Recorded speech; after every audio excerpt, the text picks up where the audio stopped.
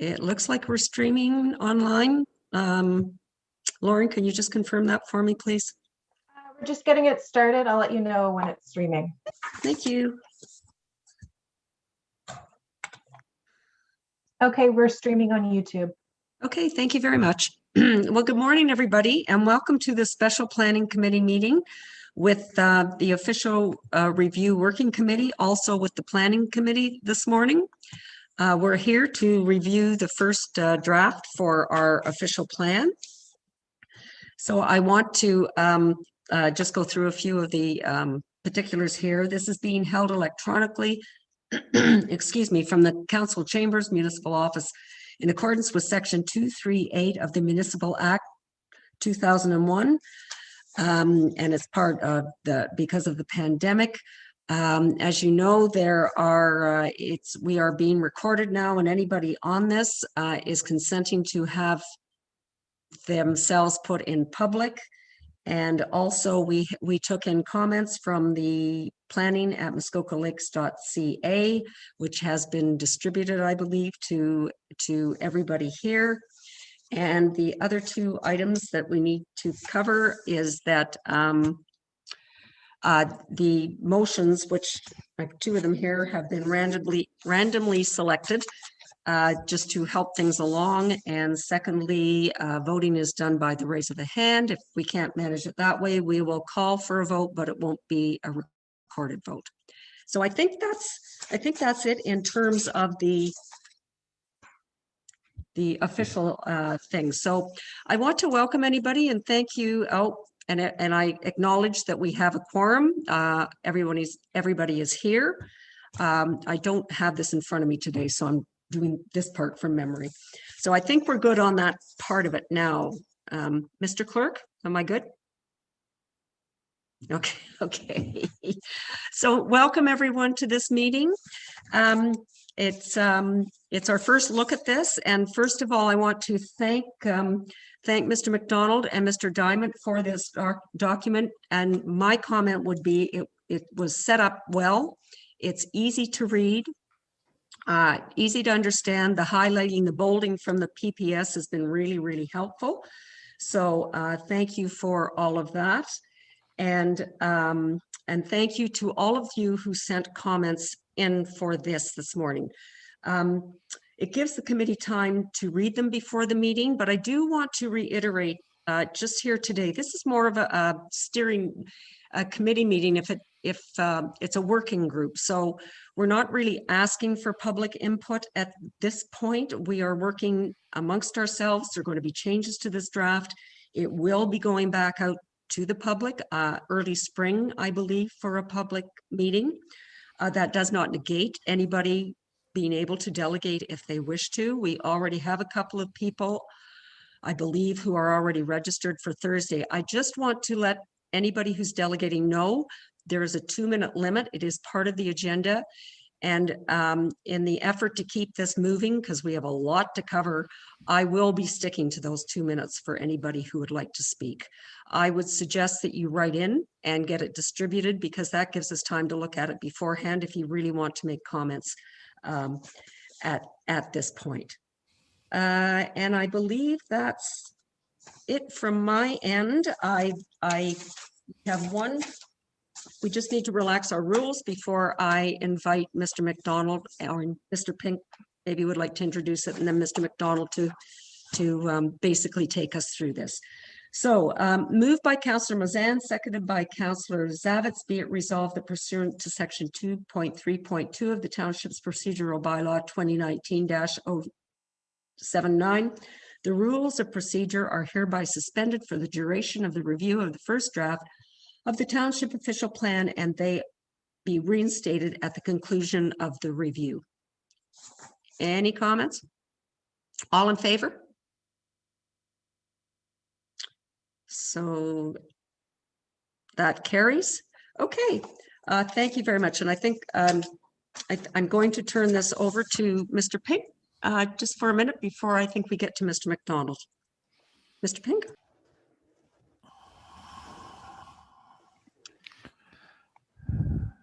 Thank you, Chair, and good morning, both committees. Thank you for joining us. I think I will keep my comments extremely brief. As we all know, we've just recently received a pretty hefty document, a lot of work. I thank the consulting team for working on that over the winter months. And I think we have a lot to go through over these next few meetings, and I look forward to the discussions. There will be, as the chair noted, ample opportunity for all the committee members to provide input before a second draft is produced, before we contemplate proceeding to any sort of public consultation or receiving submissions from the public. So look forward to the discussion over the forthcoming meetings. And with that, I'll leave it to Mr. McDonald to lead us through an introduction of the plan and its new structure. Thank you. Okay, thank you. Mr. McDonald, just before you get going, one thing I meant to sort of mention is in terms of the flow of this, and you may be wanting to say this anyway, but once we get through a section, sometimes we think of things afterwards, and I know that. I'm wondering if it would be more productive if we held all of those comments about the sections we've been through till the very end, to our last meeting, and then we can do them all at once then. I think it'll keep us flowing a little bit better. So with that comment, I will turn it over to you. Well, thank you very much, Councillor Bridgeman, and good morning, members of the Planning Committee and the Official Plan Working Group. I, along with Jim Dyment, are both very pleased to be here this morning to discuss the first draft of the official plan with you.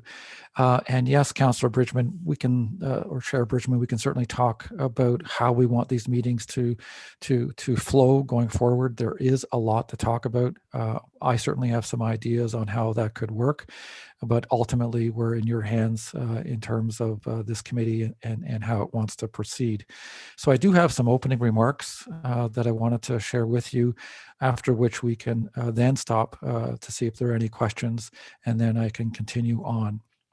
So welcome, of course. It's been a long time since we were last together, and we certainly did spend a lot of time working on the policy directions in the summer of 2020.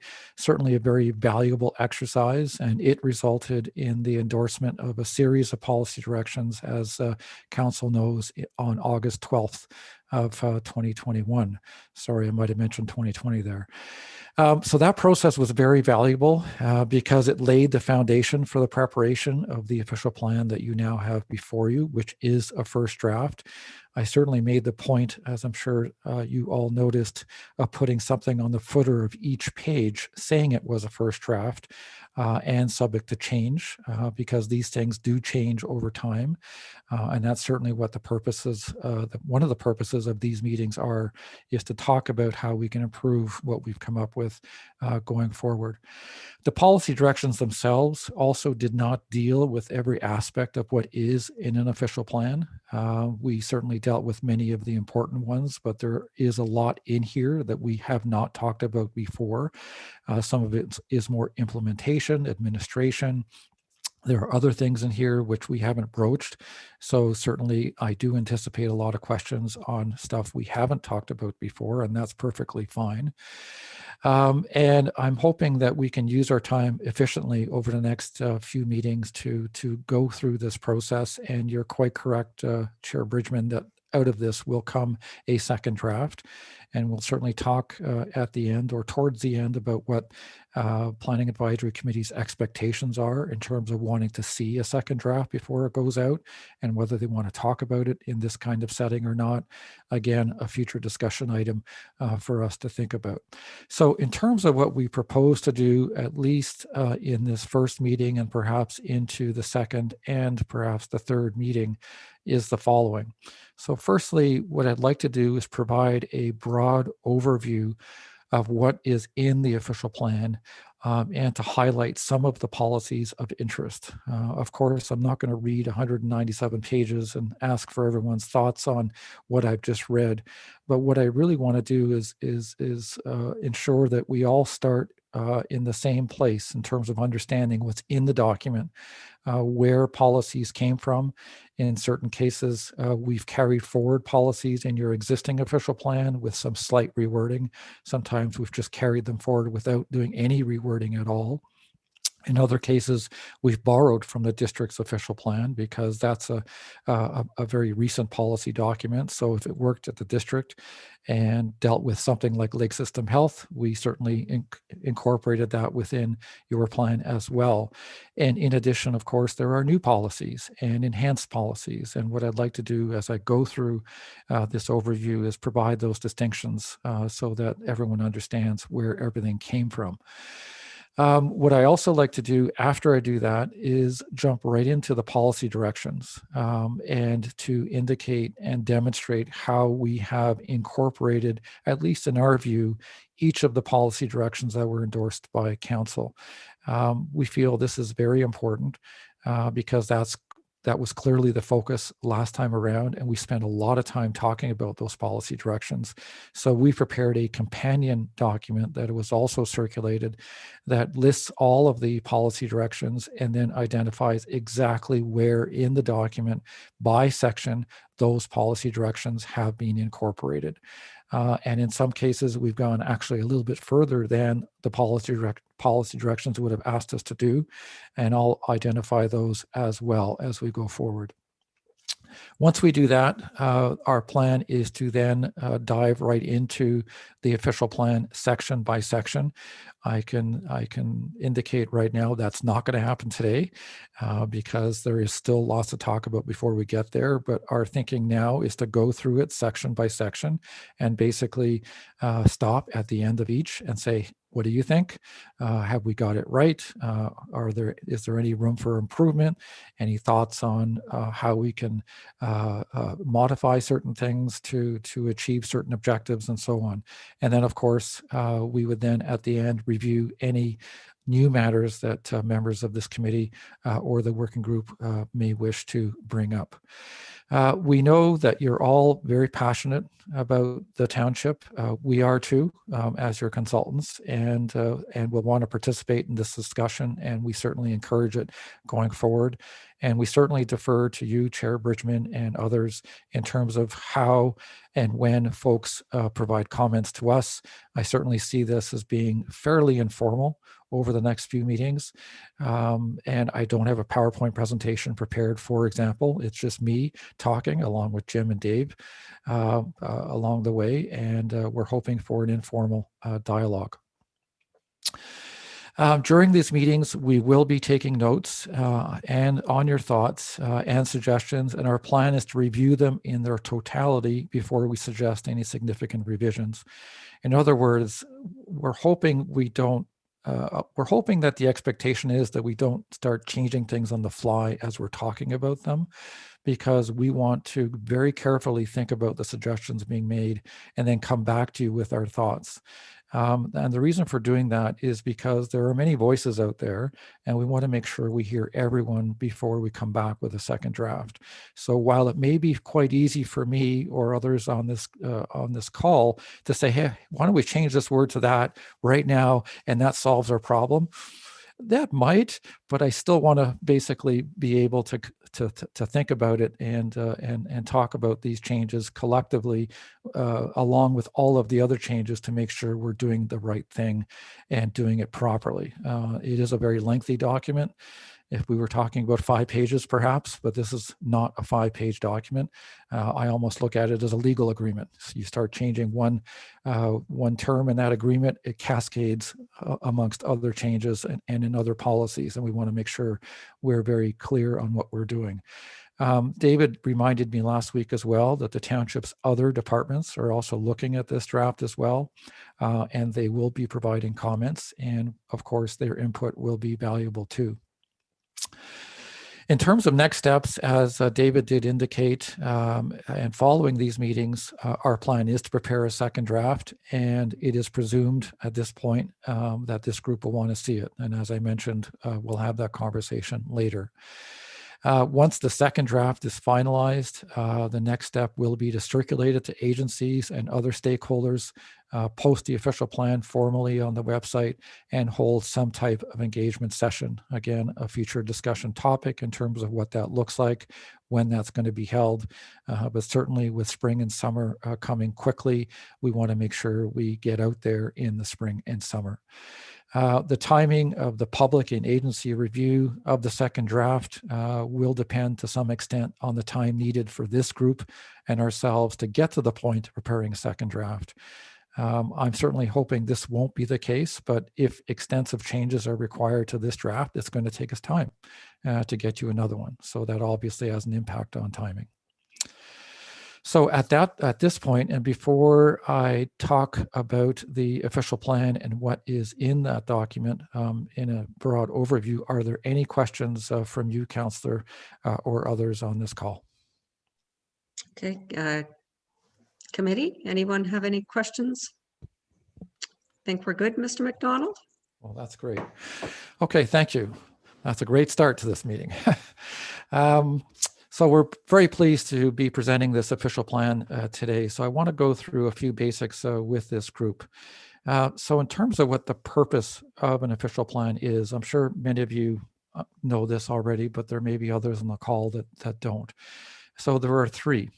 Firstly, the primary purpose is to manage physical change in the township by encouraging change in some places and by limiting change in others is one good way of explaining it.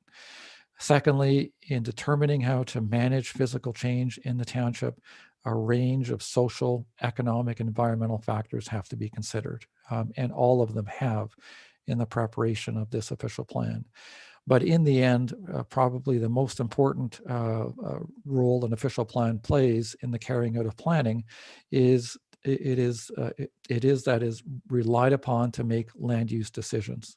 Every decision beyond the point of approval has to conform to the official plan, and they include minor variances, site plan approvals, zoning bylaw changes, plans of subdivision and condominium, official plan amendments, and public works decisions. So all of those have to conform to the official plan once it is in effect. So certainly there are a number of things that go into preparing an official plan. So one of the first things we do, and we did this very early on, was to look at the existing official plan to determine what is working and what is not. And quite a bit of time was spent with David early on this point. Your plan is quite dated. Your plan is essentially an amalgam of a whole bunch of official plan amendments that were prepared at various times. They were all grouped together into one document. It doesn't flow that well. And there was and is a lot of room for improvement, but there were and are many policies that are considered to be cornerstone policies in the township. And we certainly wanted to understand what those are. Many of them relate to the waterfront area, and we've made every effort to carry forward the things that are working and have worked in the past. So as mentioned, one of the first things we did was to meet with David to understand what those foundational policies were and whether they should be carried forward or not. We then look to provincial policy to figure out what policies are required in your official plan to be consistent. And there are many to consider, of course, and they deal with things like growth management, natural heritage, water resources, and natural hazards. And those provincial policies have been out there for quite a while. The provincial policy statement was recently updated in 2020. And certainly it is something that we have to take into account in writing the plan. We then look, of course, to how provincial policy has been implemented in the district's plan. And luckily for us, the district's plan is fairly recent and new. So it is for the most part up to date with respect to the current provincial policy statement. So that's a good thing.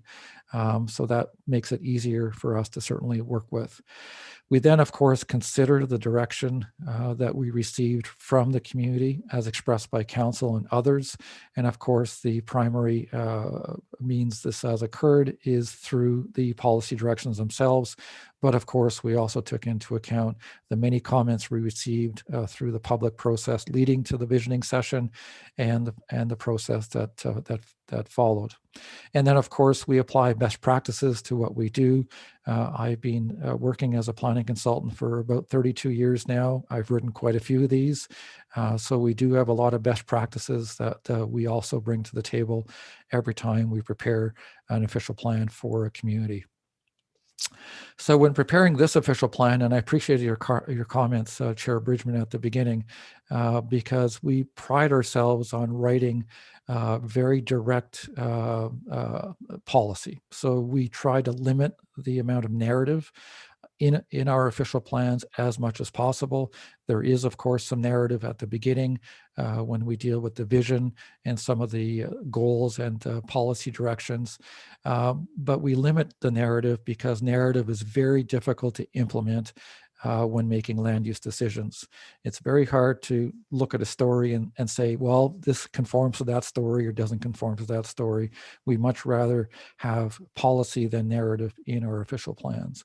We also use a very direct writing style, and we do that on purpose so that the average person can understand what the policy means. And one of the tests I apply is that if somebody doesn't understand what we're saying in one read, then we haven't done a good job and we need to do a better job. So we'll certainly be looking for comments on whether what we've written is understandable as well as being appropriate in our discussions. And of course, making sure that all of the policies are written to be internally consistent is very important. And that's why we don't like making changes on the fly, because we want to make sure that whatever we do in one section doesn't affect how another section operates and how it'll be interpreted down the road. So we very much strive to make sure that it is internally consistent. So in terms of what the official plan does contain, it contains a vision. And a vision is not a policy, but a vision is certainly very aspirational. And in this particular case, the vision was developed during the strategic planning process that you recently went through. So we've incorporated that, of course, in the official plan. The official plan also contains a series of what we call policy objectives. And these are intended to provide a framework for decision making. But again, they're not policies and they're not tests. They're intended to set out exactly how the vision is to be implemented, again, in a somewhat aspirational way, but again, they're not policies. And thirdly, of course, we then have a series of policies which should all be written in a clear manner and then relied upon to determine conformity. We have seen many OPs in the past that sort of blend all those things together, which makes it very difficult to implement later on. And in the end, when David is writing planning reports, he'll certainly be taking the vision and policy objectives into account, but what he is only really applying to an application are the policies themselves. And we tried to be very clear on what is a policy and what is not. So when we write policies, we also are very deliberate in terms of the choices of words we use when we write those policies, very similar to how the provincial policy statement is set up and on how the district plan has been set up as well. So we use words such as shall and shall not. And whenever you see the word shall, it means it's a positive directive and is mandatory.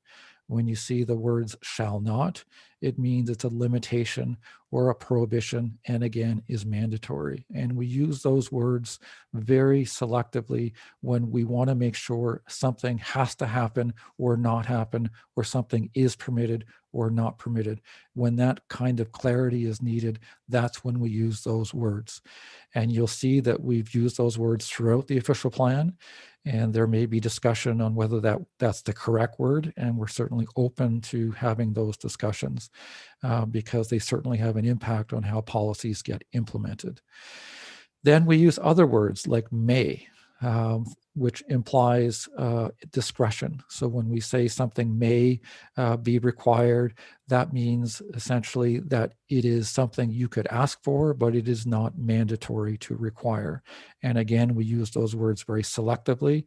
And oftentimes we do that because a lot of times when applications come in, context is very important. And it's very difficult sometimes to develop a one-size-fits-all policy for everyone. So that's when we start using may. As appropriate is another example, and you'll see that through the official plan as well. And again, that means that, well, in certain circumstances, it may be a good idea to require this as a condition, for example, but in other circumstances, it's not. And therefore, some flexibility is provided to the decision-making authority when those words are used in policy. And lastly, we use words like should, promote, and encourage. And again, these are things that are nice to have, but not necessarily needed or required every time. And again, we use those words very selectively moving forward. So that's a bit of an overview of how we approach writing an official plan and what our sort of, basic values are in doing that. And again, I'll stop here, Chair, before I dive into the overview itself to see if there are any questions. Okay, thank you, Mr. McDonald. So any questions, committee? And I'm going to ask you if you can to use your electronic hands, simply because you're on two screens for me. So it'll just be easier if you can use your electronic hands. If they don't work, wave a lot. Okay. So anybody have any questions? I think we're good, Mr. McDonald. Great. Okay, so what I plan to do, and I'm thinking ahead about today as well, and I'm thinking today is in two parts. The first part being the overview I'm just going to go through, and I would then ask if it's possible for us to all take a 10-minute break before we jump into the policy directions themselves. If only because I'll be doing a bit of talking and I'll probably need a bit of a break after I do that. So what I'd like to do is, and I'm not sure if folks have printed the official plan or have it on their screen, either way works. But what I'd like to do is spend a few moments on each of the sections so that we all start from the same place in understanding how we've organized and structured the official plan for discussion today. And along the way, I'll highlight some of the key elements of the document that I want to bring to your attention. And of course, things I don't highlight doesn't mean they're not important. I just want to make sure I hit the high points as I go through. So part A of the official plan is entitled Plan Basics, Applicability, Purpose, and Organization of the official plan. And essentially it sets out how the plan is organized and where it applies and what the purpose of the plan is.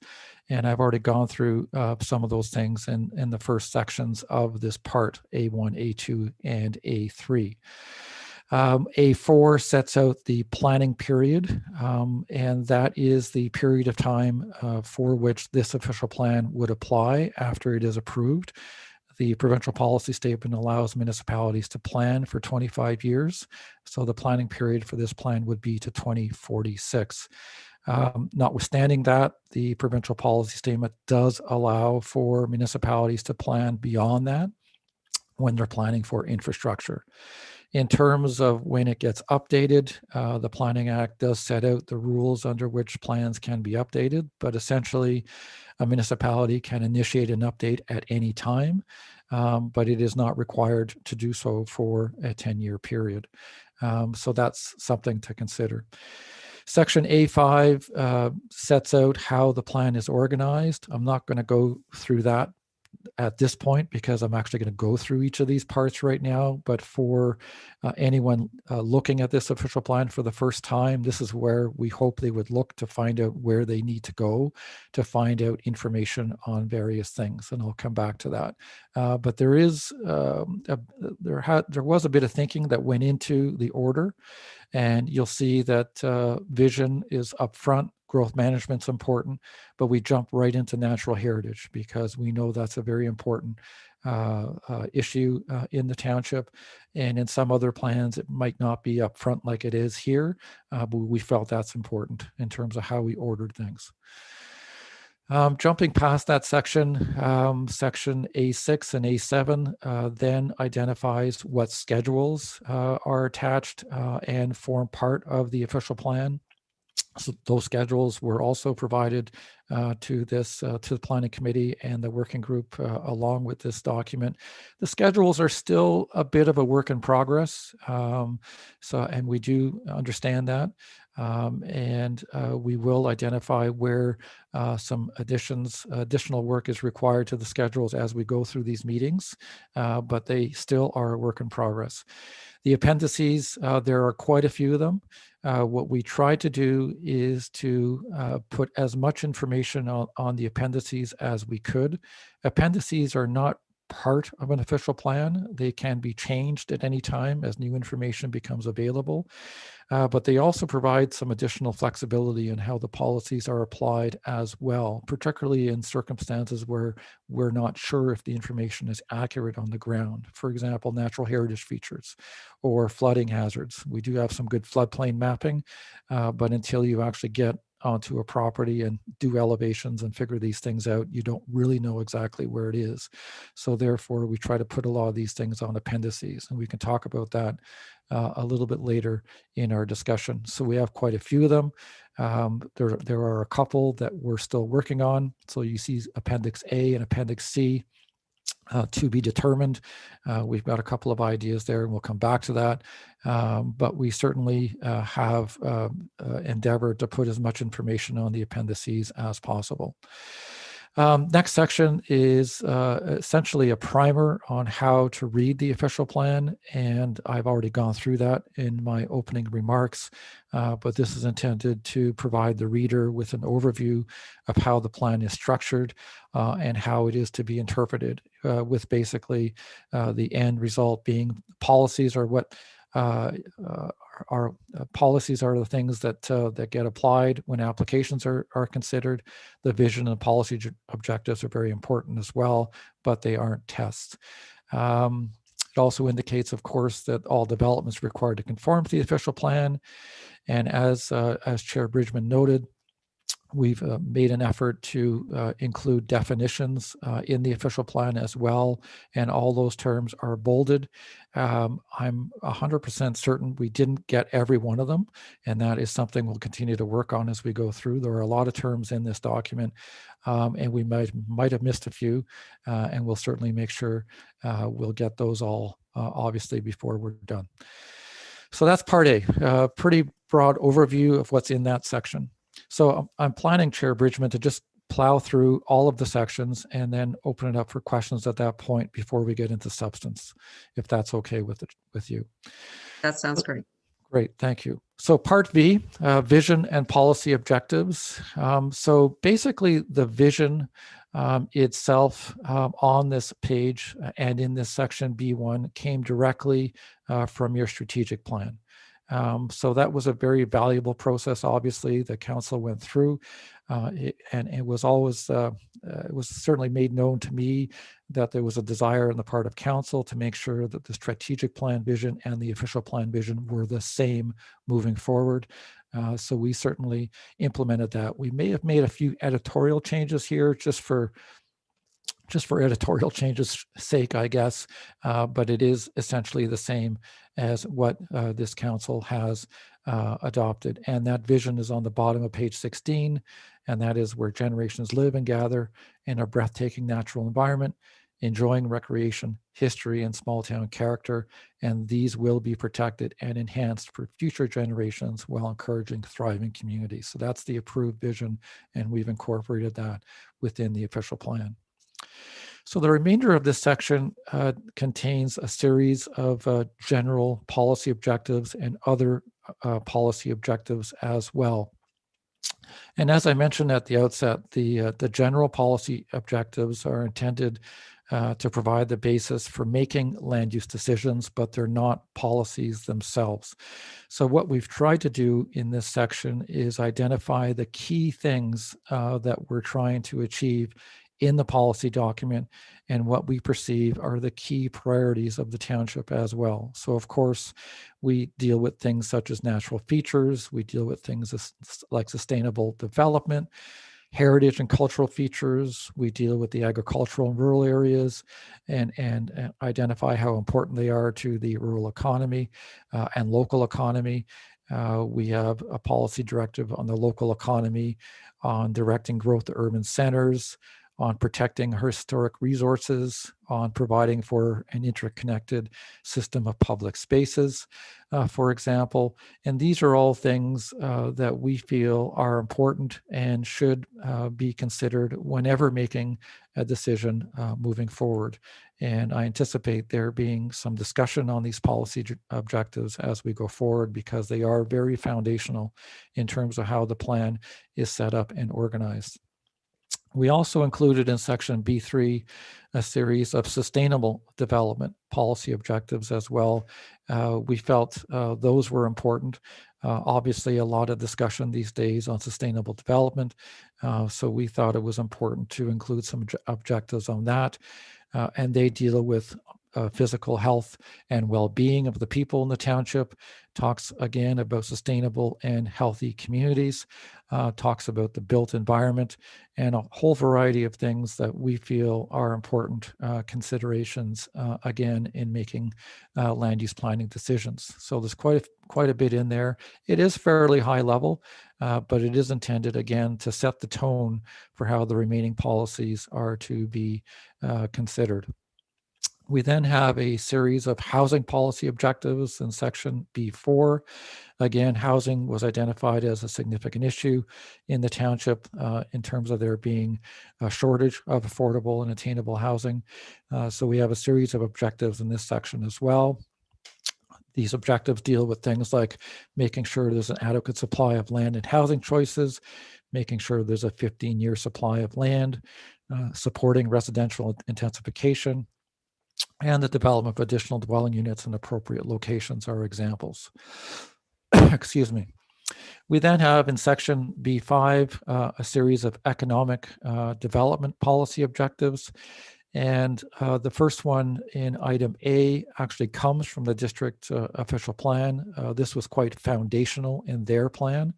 It was one of the big policy directions that was endorsed at that time. And we felt it was important enough to be included within the township's plan as well.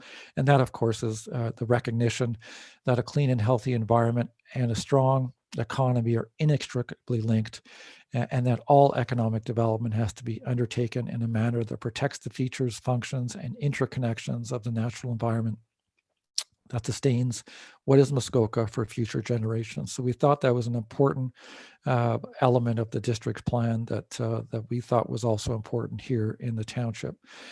So there are a whole bunch of other objectives that deal with economic development, promoting growth, diversification, and vitality of the economy, diversified economic base, recognizing the economic impact of the second home population on the township's economy, encouraging further investment in the township's tourism and recreation industry, supporting the arts, culture, entertainment, and so on. So there is a whole series of objectives that deal with economic development here.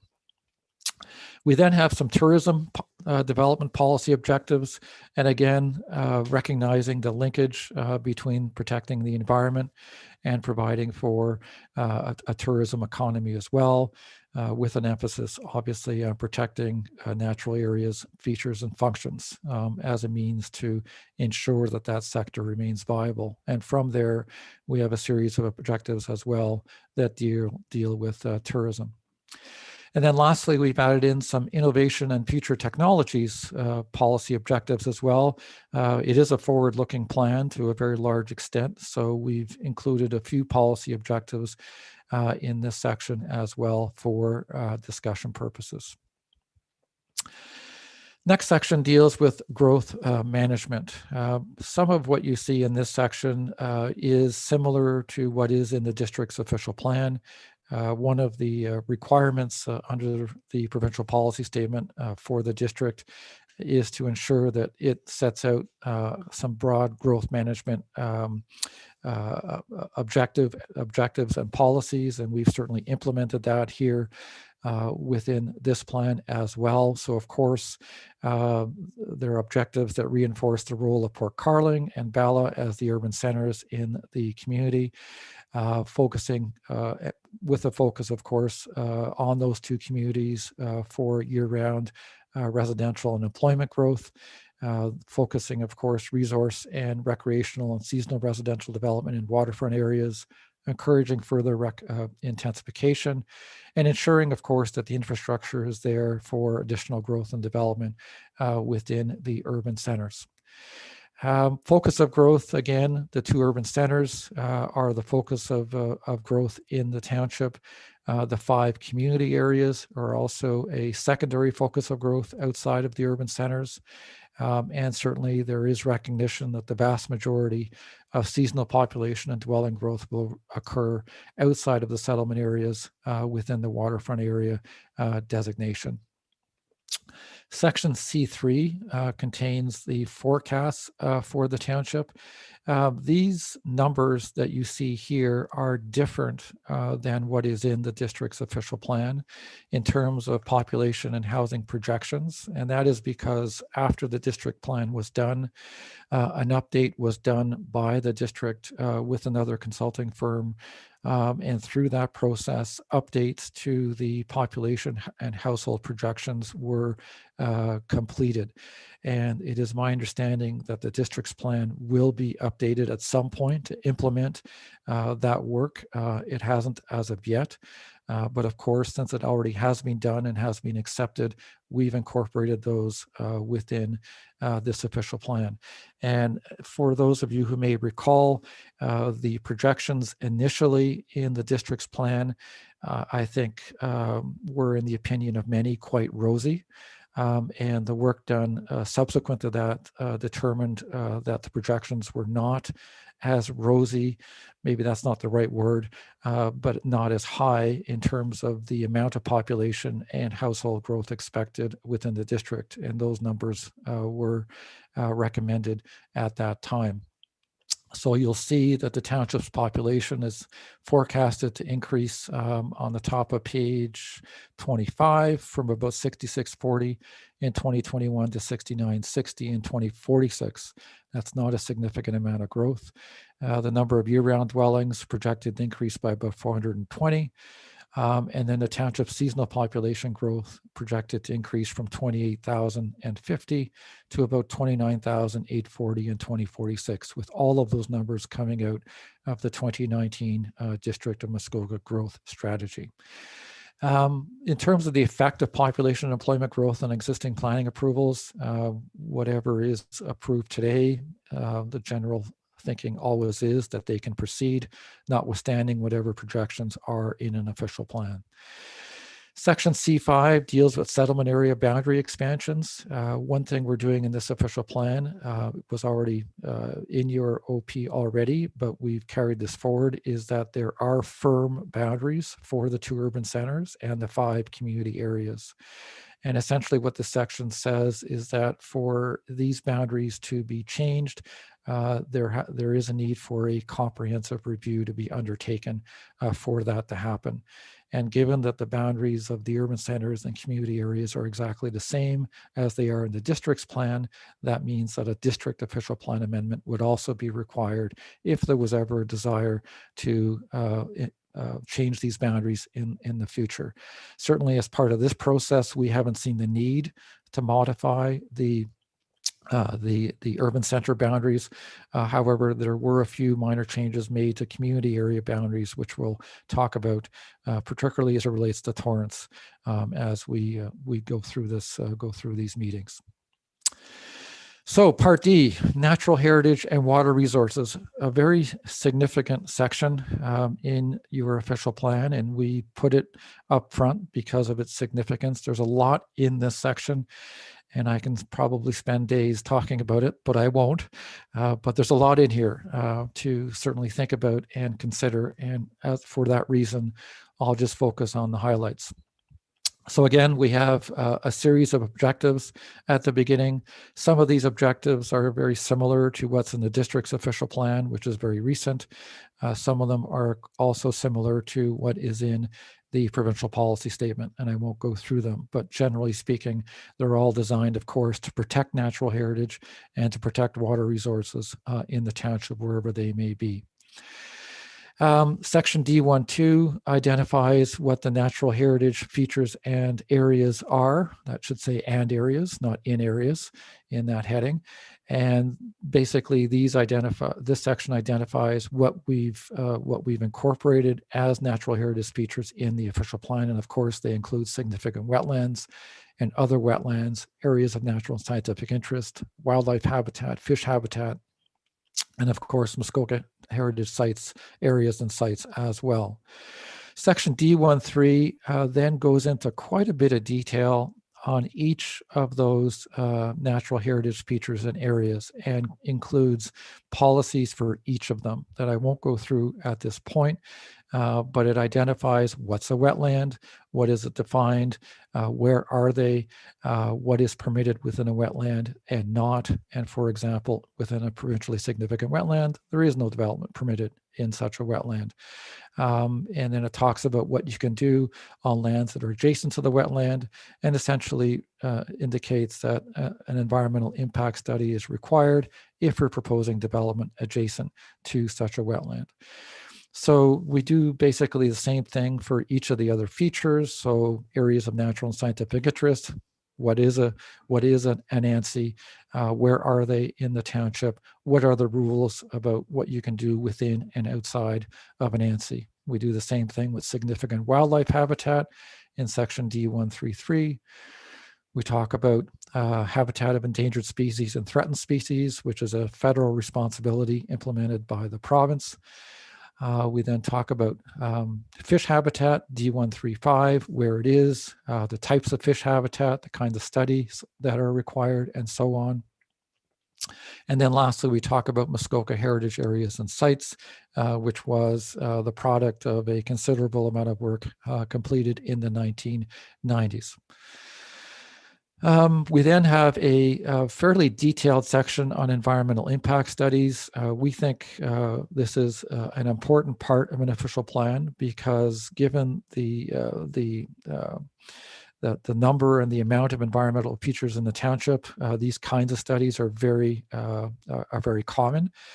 So what we do in this section is we set out when environmental studies, impact studies are required. They're always required as a precautionary measure, of course, and we indicate what that means.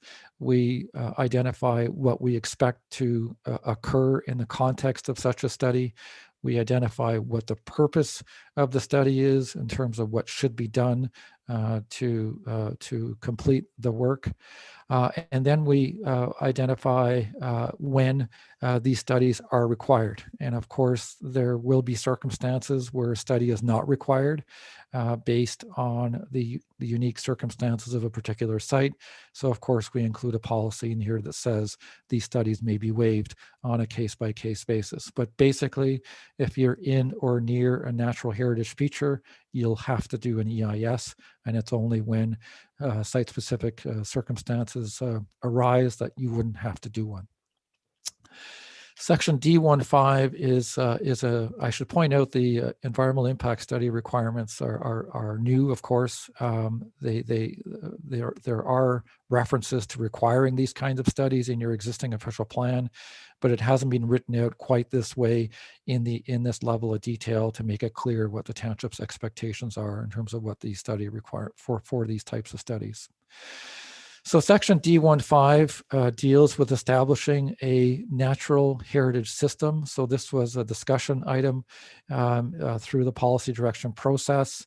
The section starts off saying that because of the district Muskoka being on the shield, there isn't a provincial requirement to establish the system, but notwithstanding that, there is a desire here to establish the system. D152 indicates what the components of the system will be. So they, of course, include the natural heritage features and areas I just discussed, but it may include a whole host of other things, such as linkages and enhancement areas and locally important features as well. We include policies that deal with linkages that would be identified through that natural heritage system process. We include policies on enhancement areas that may also be identified through that process as well. And then we lastly indicate that the the natural heritage system process would be initiated by the township within 3 years of the approval of the official plan. I believe we indicated this through the policy direction phase that we weren't retained to do a natural heritage system update or prepare a natural heritage system for the township through this official plan review. This is something that came up as part of the discussion. So what we're saying here essentially is that the township will initiate this work within 3 years. So there then a number of general policies, use of lands and private ownership. There's consideration of cumulative impacts, which was a discussion item as well. Policies in D163 to deal with land securement, if possible. Lands could be or should be dedicated to a public authority if that makes sense to protect environmental features on a case-by-case basis. Section D2 then deals with water resources. Again, some general policies, some requirements for planning authorities that come directly from the provincial policy statement. We have some restrictions on development and site alteration. And then we have a whole series of new policies on stormwater management. Certainly a discussion item, certainly has climate change implications, of course. And stormwater management is certainly one way to maximize resiliency and minimize impacts. So we've got quite a bit of fairly modern policy on stormwater management, when it's required, what should be considered when these types of plans are being prepared, and so on. We also have a section on subwatershed and watershed planning. Certainly recognizes and supports the Muskoka Watershed Council's efforts to evaluate, communicate and educate and promote and demonstrate watershed health across Muskoka. We do plan to include an appendix in the official plan, to the official plan, that identifies where all of the subwatersheds are, so that's clear. And certainly developing a natural heritage system policy framework and mapping as a to-do item will certainly further a number of the objectives of the Muskoka Watershed Council going forward. So we've included that in here as well.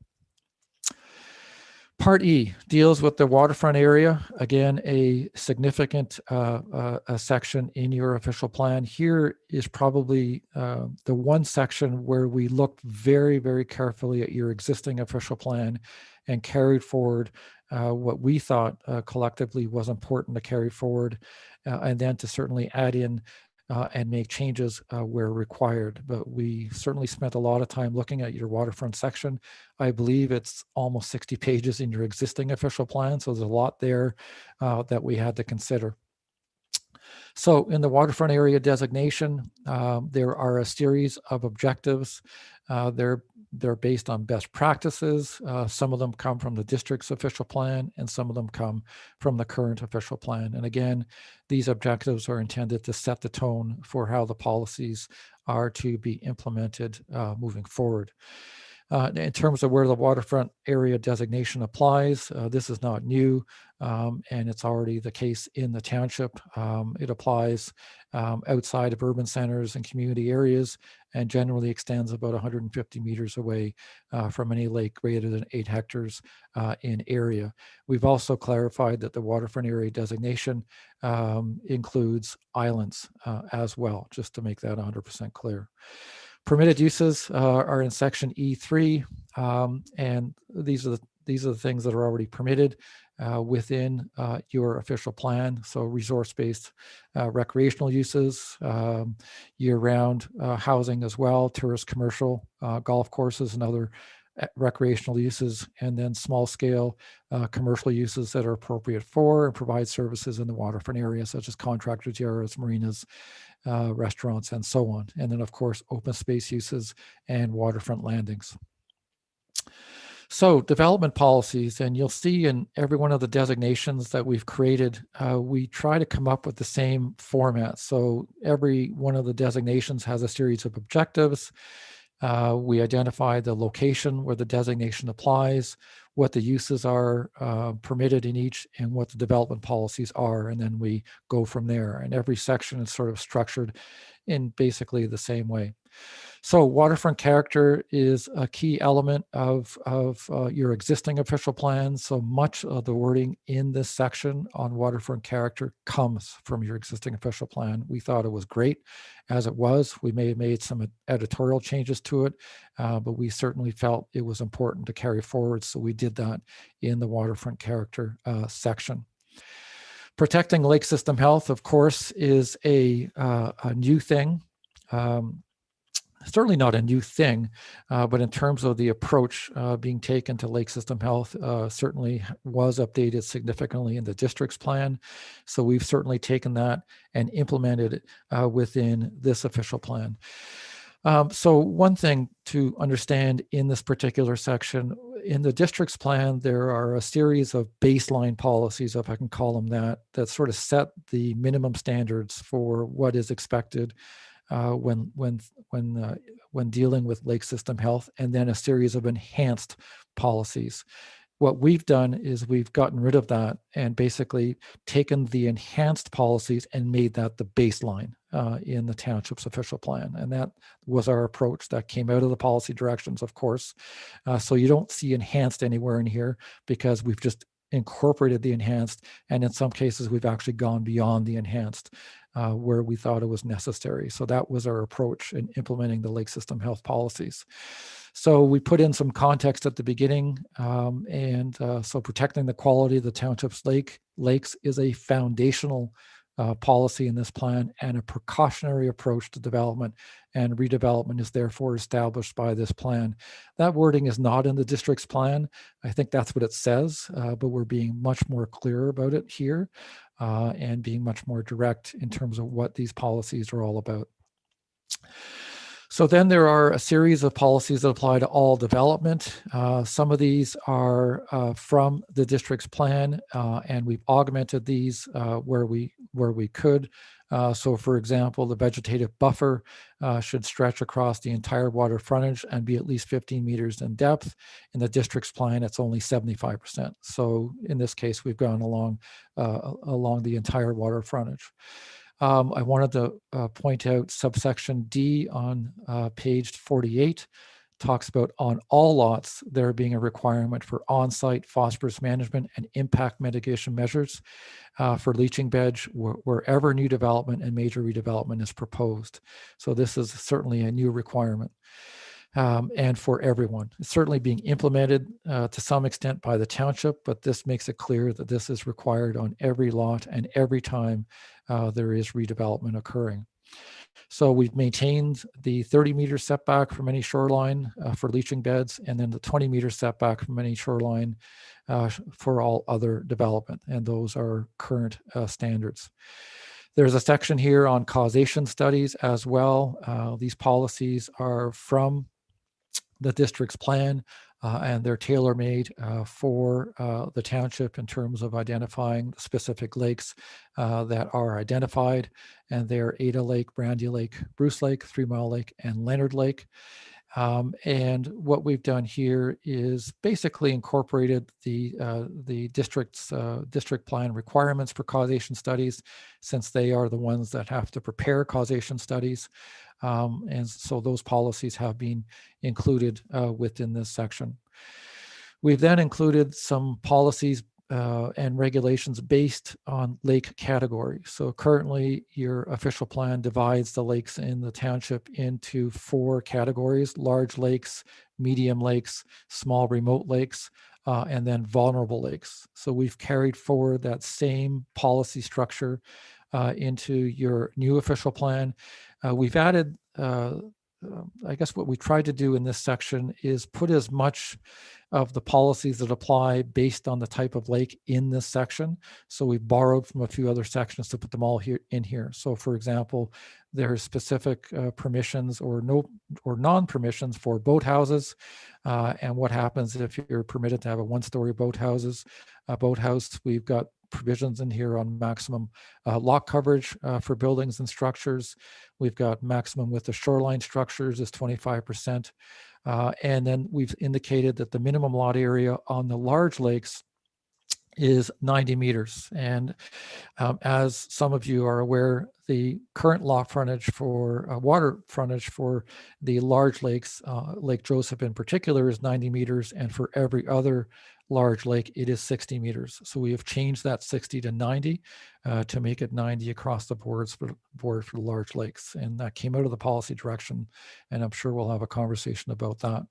So the next one deals with the category 2 medium lakes, and again deals with boathouses, lot coverage, maximum width of shoreline that can be used by structures. And in this particular case, we've increased the water frontage on the medium lakes to 90 meters from 60 meters.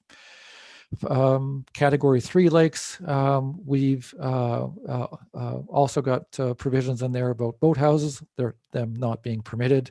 Lot coverage obviously a little less, and then the water frontage on these lakes is 120 meters. And then lastly, we got the category 4 vulnerable lakes as well, and policies for that. We then created a lot creation section. There were and are a lot of lot creation policies in your current plan, so we've tried to bring them all together in one section. Also keeping in mind the enhanced lake system health protection policies I just spoke of.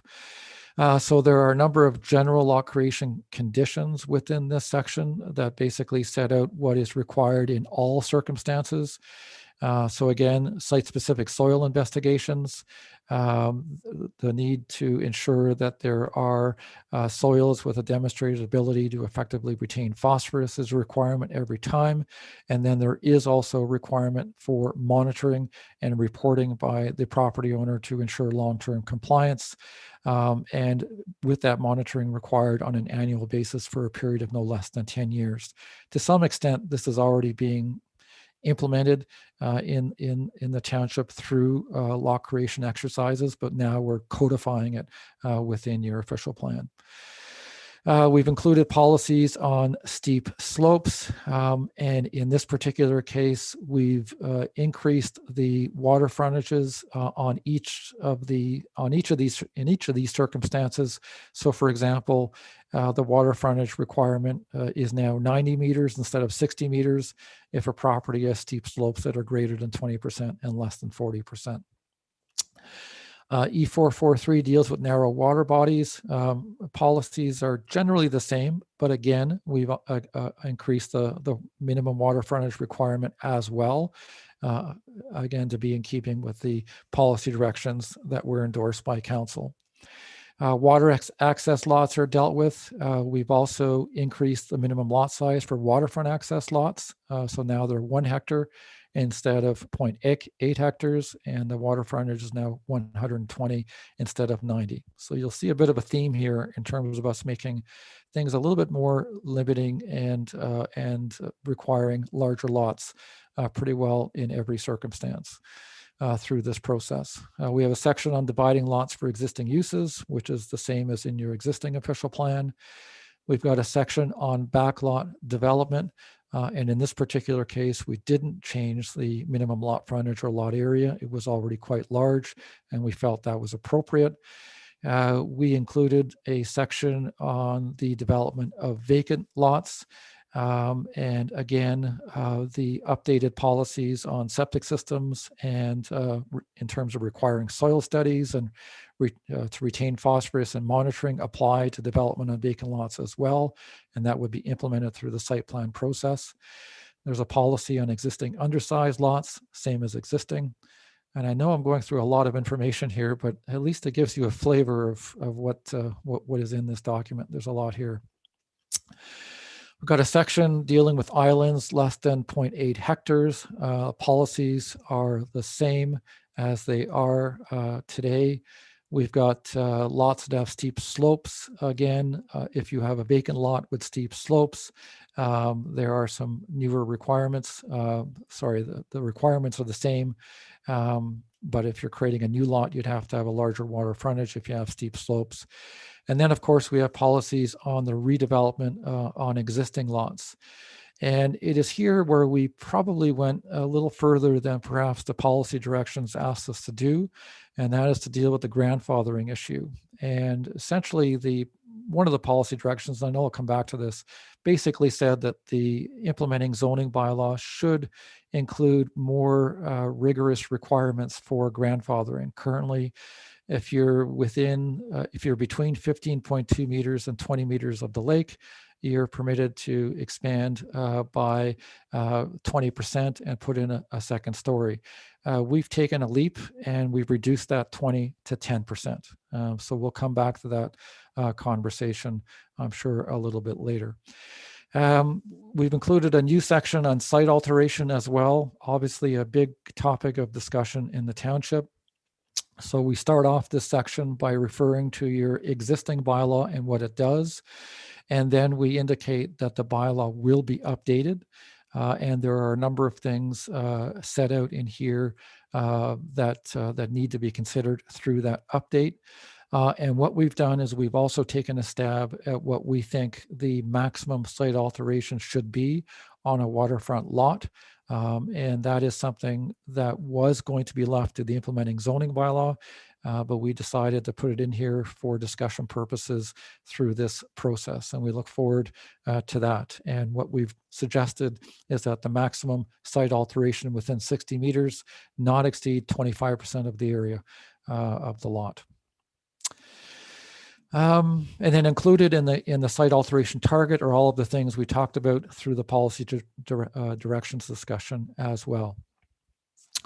We've included a new section E48. This is something I've never included in an official plan before, so this is new.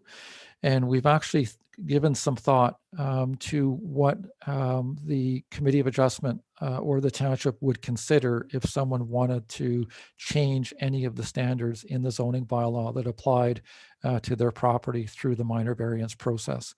There already is a policy in your existing plan that identifies what needs to be considered, but there were no criteria in your official plan. So what we've done in a new subsection B is to basically add in some criteria that basically establish a bit of a roadmap so that when a minor variance is being applied for, to say increase to 10% to 14% within that setback area, here are the things you would specifically look at when you're making that decision moving forward.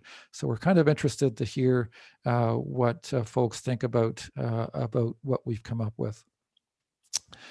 Next section deals with site plan control, and essentially it identifies all of the things that need to be considered through the site plan process. These already are to a very large extent, but again, we're codifying what the township has been doing operationally for quite a number of years. So that's in that section. And then we've got a purpose of setback section. Clearly, because of where development has occurred historically and because rules have gotten more restrictive over time, that means more minor variances. So it's always good to include something in here about what setbacks are for and what needs to be considered when minor variances in particular are being considered. And so we've got a description of why a front yard setback is important, and why a side yard setback is important, and these come from your existing official plan. Next section deals with lake trout lakes. So these policies come from your existing official plan and they've been incorporated. Section E6 deals with lake plans. So the section encourages lake plans to be prepared. And in terms of them being prepared in the future, they would go through whatever process they go through, be presented, and then they would be implemented, or parts of them would be implemented through a future official plan amendment. However, a few lake associations and others have prepared lake plans and they have been submitted.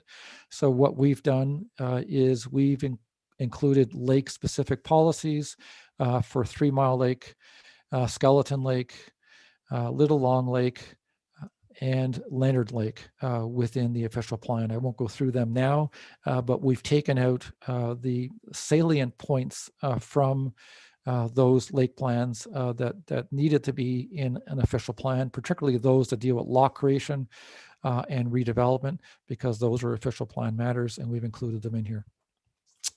Next section deals with recreational carrying capacity. So we've included the hard cap for the small and medium lakes as discussed. There will be an appendix that provides further clarity on this that is in the process of being prepared. And that section is in here. There is reference, of course, in here to the RCC model being applied to bays on larger lakes, depending on context and criteria. And that's something we talked about as well. Next section deals with waterfront landings and waterfront access points. So to some extent, these come from your existing official plan, but we've updated some of the language and we've included some new criteria to deal with new waterfront landings should they be proposed. We've got policies in section E9 on marina development and redevelopment as well. These standards are basically the same as in your existing official plan. We've got policies on waterfront contractors, again, from your existing official plan. And then we've got a new section here on flood hazards with a particular focus on boathouses.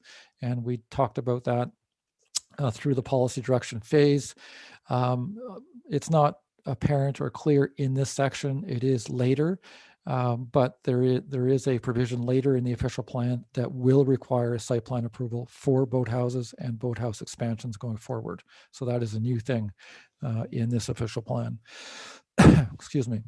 E12, boating impact studies, comes from your existing official plan. So that's basically the waterfront section, quite an extensive section, of course. I won't spend as much time on the remaining sections because a lot of the focus is always on the waterfront where it should be, and that's fine. But I'll spend a few minutes going through the rest of it. Part F, resort commercial development. I'm only going to spend about 15 seconds on this because I think we can probably spend the whole meeting on this section. The short of it is that I took a stab based on Minette and based on the work I did for the district leading up to the district's official plan and some best practices and came up with something for discussion. I'm going to leave it there. Moving on.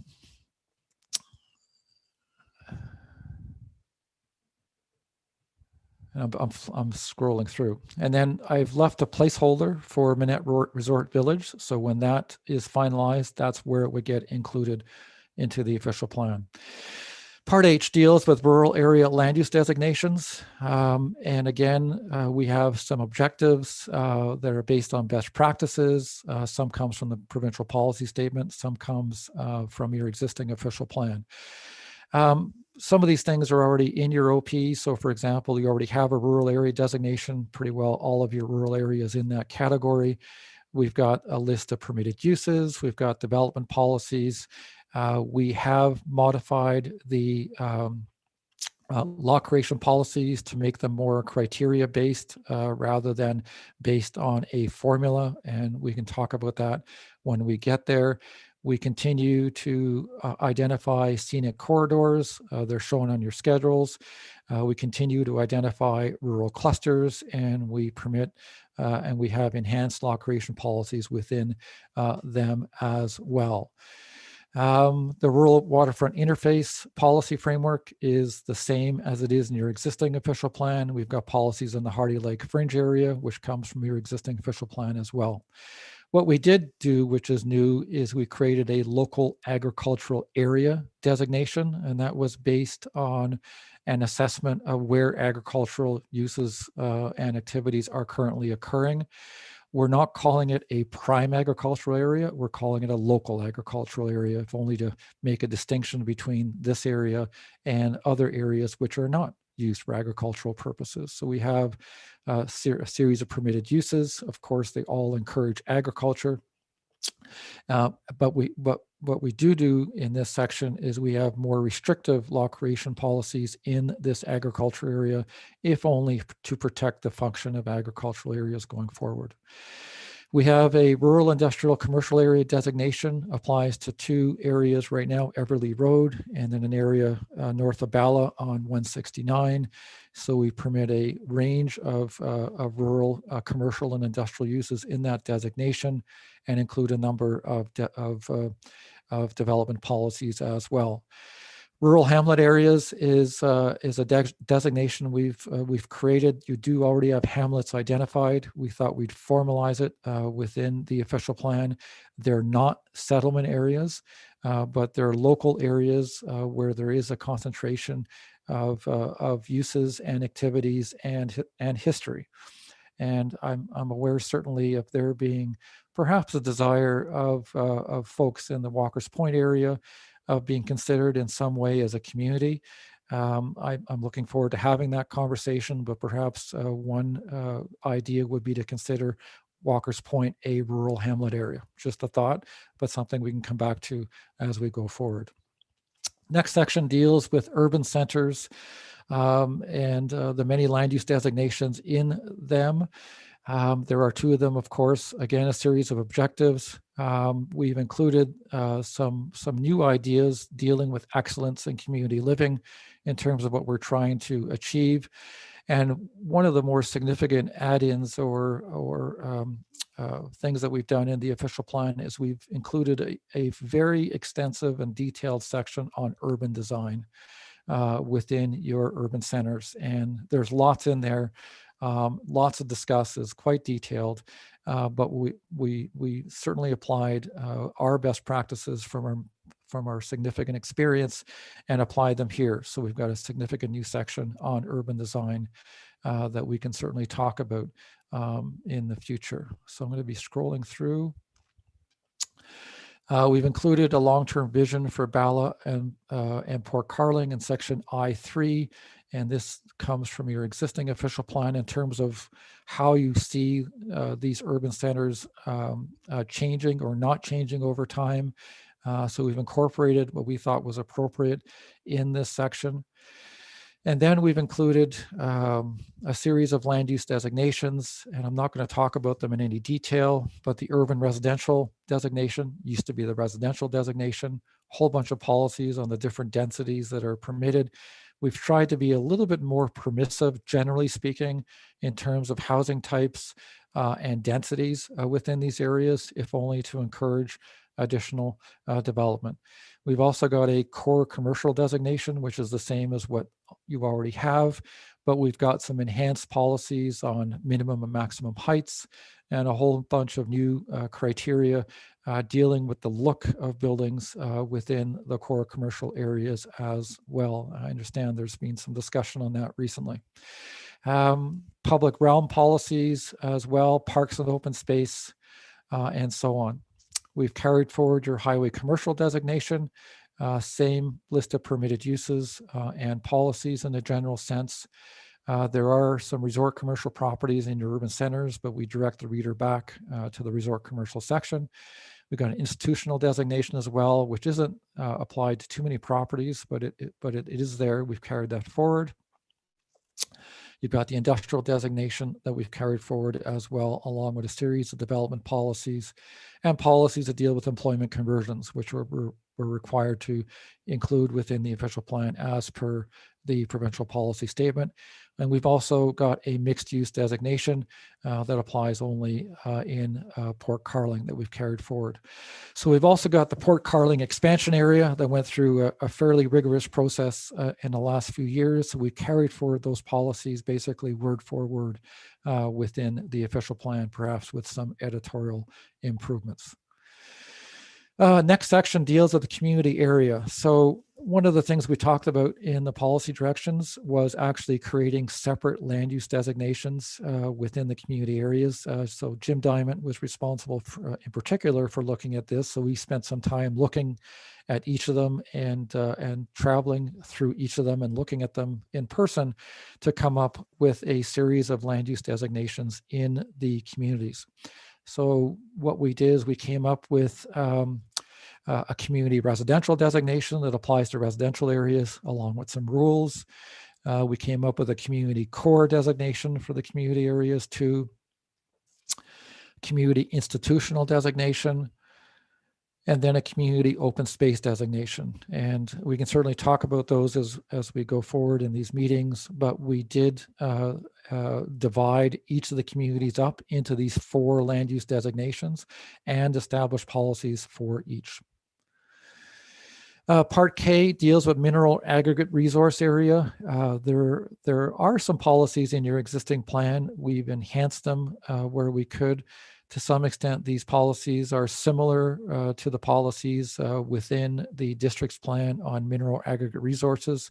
So they identify where they're located, includes some of the required provincial policy statement policies in terms of demonstration of need is not a component of a process to consider one of these. It identifies where resource areas are in the township with a focus only on sand and gravel, not bedrock, since bedrock is essentially everywhere. So that's not certainly mapped. But what it does do in a significant sense is identify what the application requirements are for a new pit or quarry in the township. Part L deals with general development policies. So we've got a series of policies on servicing. No surprises there. If you're in the urban center, it's full services. If you're not in the urban center, it's not full services. And there are a series of policies that provide some direction on that. Within each urban center, there is a full service, single service, and future service area. That's consistent with what you already have. It's also consistent with what's in the district's plan, so that's in there as well. And just moving along, we also got a section dealing with scenic resources, section L2. So this is from your existing official plan, so we've enhanced that.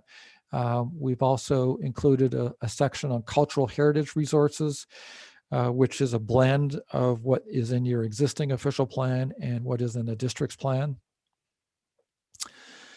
And then moving forward, we've got a section on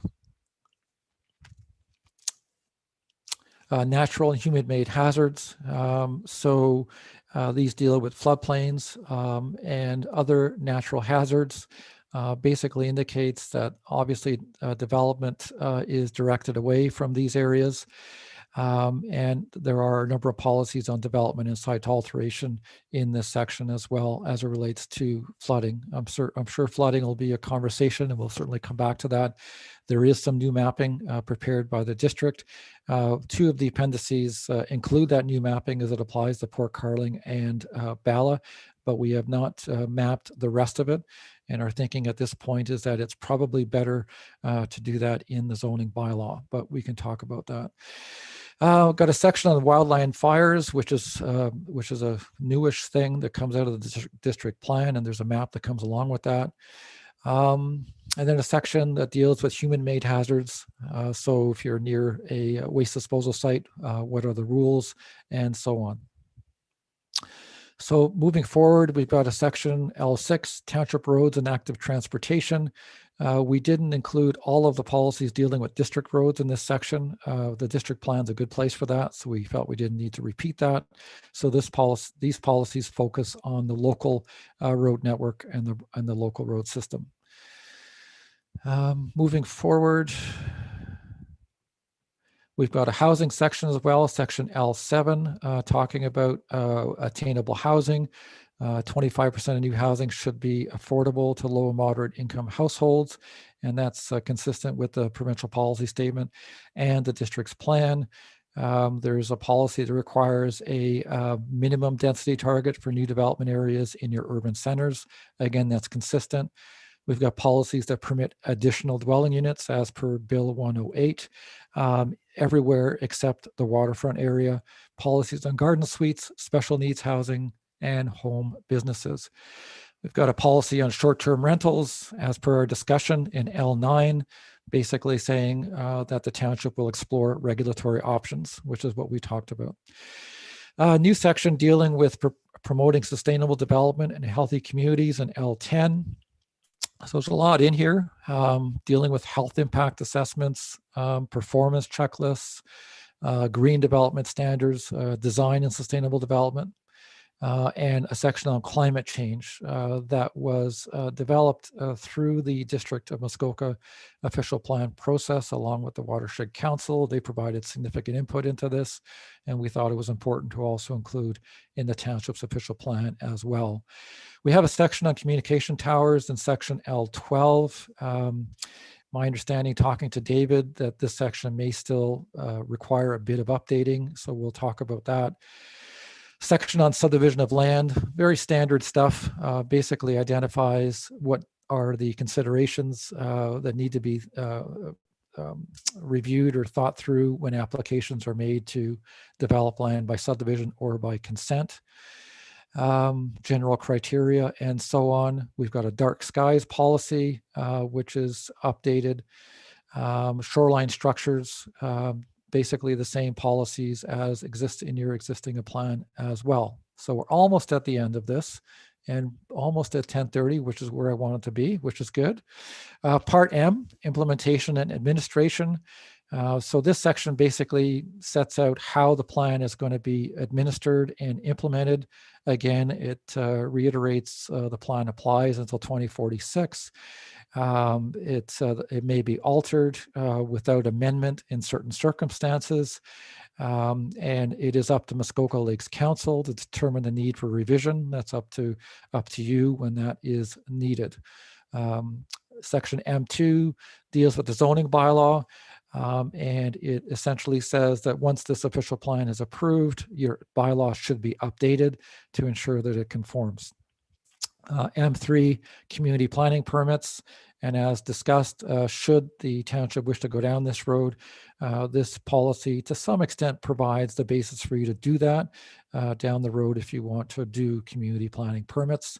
We've got a site plan control section, and it is within this section that we make it clear that new and expanded boathouses are now subject to site plan control. We've got a section on community improvement plans as well.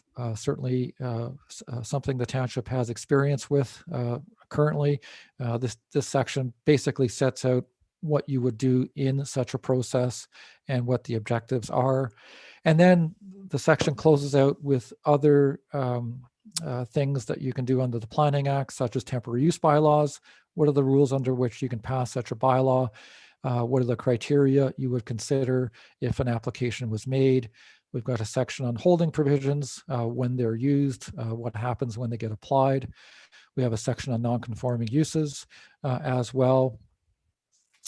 Complete application requirements. So this sets out in quite a bit of detail exactly what may be required by the township.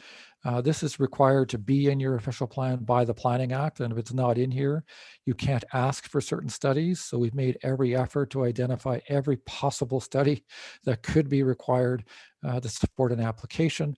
So that's in there. It also requires pre-consultation. I understand there is no pre-consultation bylaw or requirement in the township right now. It may be something the township may wish to consider, and then it becomes mandatory. And of course, there's always a need for flexibility when looking at studies. Section M10 is a new section dealing with comprehensive development plans. That's the master environmental and servicing study discussion that has been had over time with respect to Minette. So we're calling it a comprehensive development plan. We anticipate something like this being triggered for major development, perhaps such as when a resort is proposed. And this section sets out what needs to be done in the context of that study and what would have to be included within it. We've got a parkland section that deals with parkland dedication and what the standards are. And then lastly, we've got interpretation, and it sets out how the plan is to be interpreted. So essentially, as I mentioned, urban center and community area boundaries are firm. Basically, everything else isn't, and is open to certainly discussion and interpretation. There are references to legislation, of course, within the official plan, and if they change, then how they're referred to also changes. And then lastly, we have a series of definitions. The only definitions we've included in here are those that are from the provincial policy statement. We may want to add to this list and create local definitions. that deal with local issues, and we're certainly open to that. And we look forward to that discussion. So that's about it in terms of what's in the official plan. I know there's a lot in here, and I know there's lots to discuss, but what I really want to do through this overview is make sure we all sort of started from the same place in terms of understanding what's in here. And as I mentioned at the outset, if I didn't mention something in my overview, it doesn't mean it's not important. I just want to make sure I hit as many of the highlights as I possibly could. So I'm thinking, Chair Bridgeman, that we can go into questions now, or perhaps take a break and then come back and take questions. That might be more beneficial, but I'm in your hands. Well, thank you, Mr. McDonald. That was a pretty comprehensive review of a very long document. As you said, I can see Councillor Roberts clapping there. I like your suggestion of a 10-minute break. It'll also give you a break. So why don't we come back? Why don't we come back at 10 to 11, 13 minutes, and we'll start right then, and we will see you then. Okay, thank you. Thank you.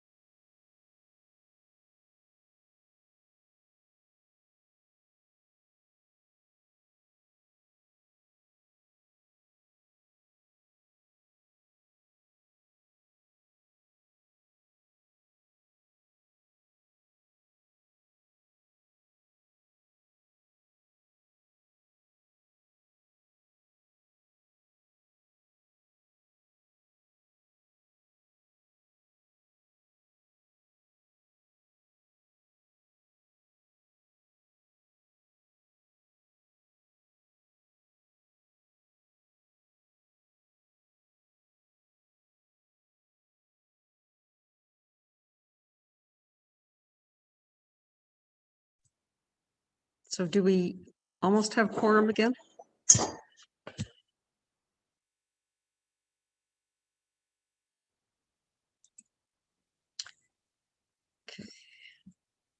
Okay, if you could come back now, be appreciated.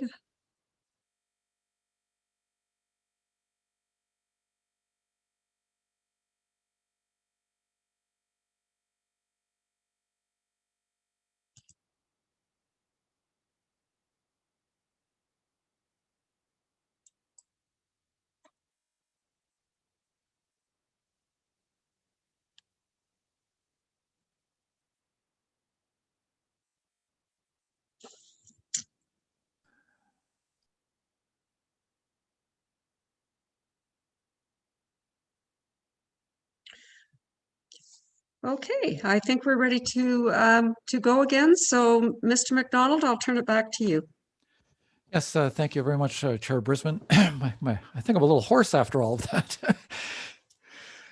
So I guess at this particular point, the next part of our discussion was going to involve going through the policy directions in some detail. But I think if anyone has any questions at this point about the overview I've just provided, perhaps now is a good time.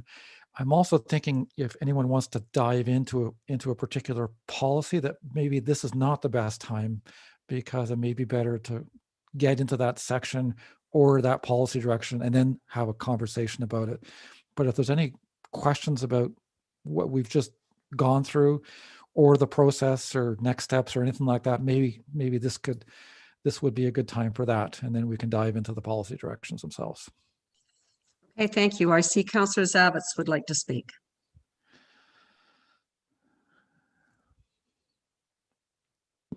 Thank you, Chair, and through you.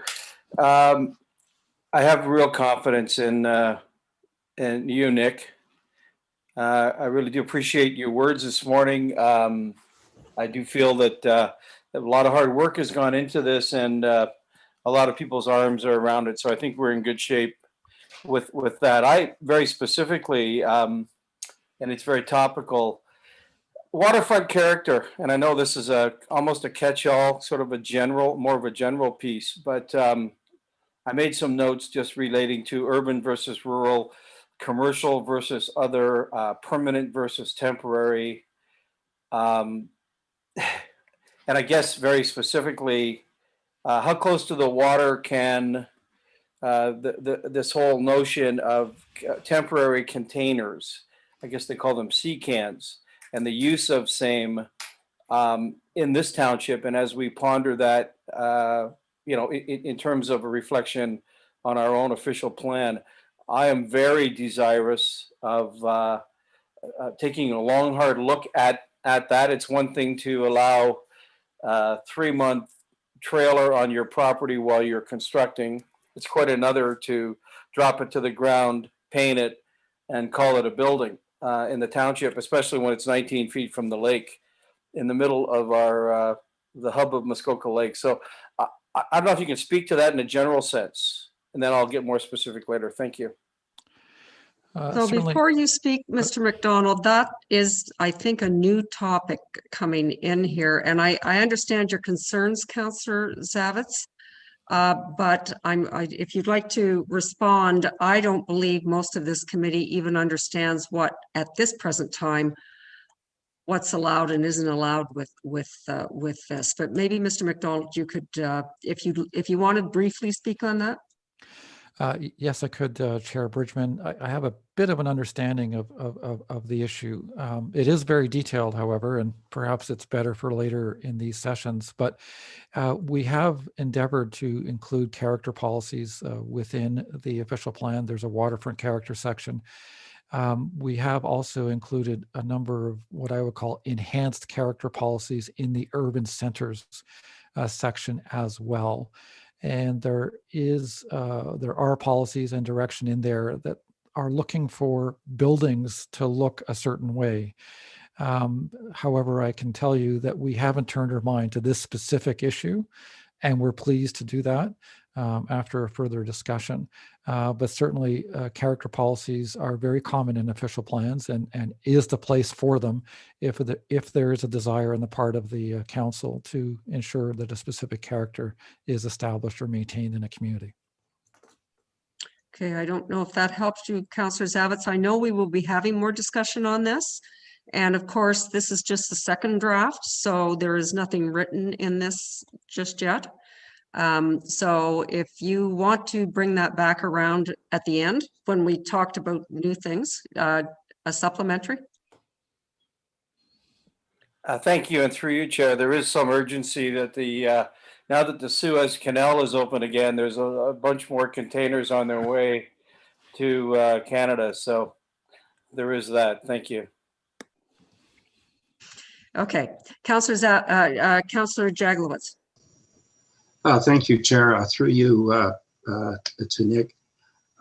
Nick, I'm not trying to discuss the details of what I'm presenting. I'm just talking about the structure of the document at the moment, and I'm just referring as an example to C2, where you talk about 2 urban areas and 5 community areas. And I see that theme. I'm not actually referring to that section, but I see that theme throughout the entire document. We have 2 urban areas, 5 community areas. Then we have the placeholder for Minette, which we're not discussing today, I understand. But how does that fit into the overall document? It doesn't seem to fit into either category. And it would seem to me that there has been an issue with the district plan, and if you don't deal with it in the general areas, and I just wonder if you could elaborate how you intend to fold that in at some point. Thank you. Mr. McDonald. That's a great question. It's always good to have the hard questions first. I guess in the district plan, Minette is identified as a special policy area. And that has certainly caused a lot of discussion. I certainly consider and look at Minette as a settlement area. And I have not included it within the community area section because it's different than the 5 other communities you have. And have not included it in the urban center section because it's not an urban center as Port Carling and Bala is. At the same time, the draft policies for Minette certainly speak to some significant development occurring with there being a core established and so on. So certainly it shares some of those similarities. I'm thinking moving forward, it's still being called a special policy area because it is unique in the context of the township, and that's why it has its own section.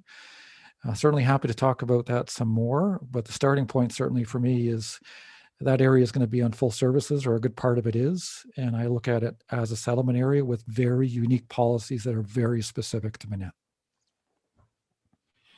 Okay, thank you. Okay, Councillor Hayes, and then a member Arnie. Thank you, through you. I have 2 comments.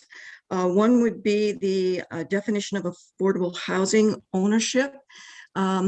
It doesn't agree with the definition that we have at the Affordable Housing Committee. And I think that they should be succinct. They should not be cause for any discrepancy. So we should either look at changing one to be all the same, and the one at our committee does reference the district. So it should follow through with the same definition. The second one I have to bring forward is Walker's Point being considered a community. The main idea of having a community is to control growth.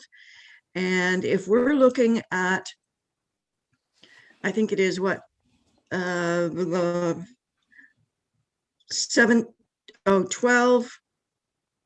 new, we've had 12 new builds. That's builds that have either brand new or they have gone from a seasonal to a permanent. So we now have permanent people living in those. And that equates to about an increase in population of 29. And that doesn't include the people that are already living here that are permanent, that we've had a baby boom.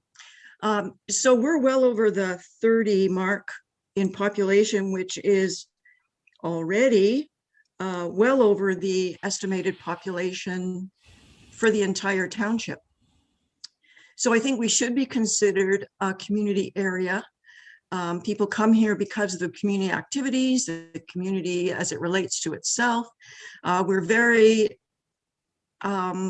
well bonded with each other, and it's strange that the most active communities in Muskoka Lakes, not including the two towns, are Windermere, Milford Bay, and Walker's Point. And I really think that we should do some work to get Walker's Point into a designated community zone. Okay, any comments, Mr. McDonald? Yeah, quickly, we'll certainly look at the affordable housing definition. I think the definition we've included within the township's plan is directly from the provincial policy statement, and I can't recall at this moment if it was modified through the district process, but we'll certainly check that and make sure it's accurate. With respect to Walker's Point, we certainly did think about that, and we're certainly open to having a further discussion on it, perhaps when we get to that section in the official plan, but I'll leave this with you to think about and others. If there's a desire to control growth within the community, I'm not sure what that means. I'd like to understand that a bit more, and perhaps we can leave that for another time. But if the desire is to control growth, then putting it in a community area may not be what you want, because the community area designation is more permissive and permits more growth. So I think we need to understand a little bit more as the consultant team what the end goals are of calling it a community. If it's to encourage people to further subdivide their properties and create new plans of subdivision, or create new commercial uses, or have the ability to do so, that helps us in understanding how we should best give you some advice coming back. But given where it is now, it is subject to the more restrictive policies in your rural area and waterfront area designations in terms of what you can and can't do, and community area is more permissive. So just something to think about. The other option I mentioned at the outset is that we have another category that we've applied to certain areas. We can call it local hamlet areas, which are areas, some of which have signs, I understand, as well, recognizing the history of them. And perhaps that's another category that could be considered, that recognizes the area as a community, provides some additional opportunities, but it's not as permissive perhaps as the community area designation would be.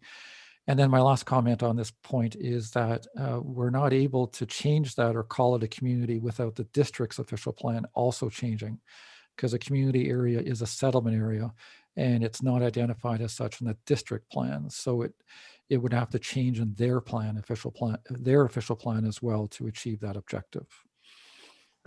Supplementary. I realize that it's not included in their plan, but the reason it's not included in their plan is it wasn't included in our last official plan. So I think it's, somebody's got to move, and it might as well be at our local level. Thank you. Okay, thank you. Member Arnie. Thank you, Chair Bridgeman. Can you hear me all right? Thank you. I have 2 points. One of them is in the formatting of the document itself. It is very clear. Pages 1 to 22 are actually not part of the enforced policies.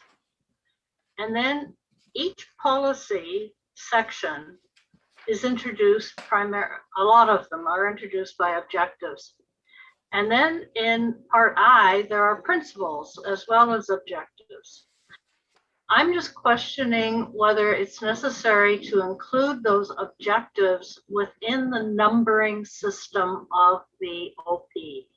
As we're all aware, when you use an OP, the numbering system becomes very important. And even when I was reading it, there were times I was very often questioning if I was reading it on a small screen, was I reading an objective or a policy? And I'd have to flip back section by section. So I just take that for your consideration. And secondly, I'm pleased with the natural heritage section.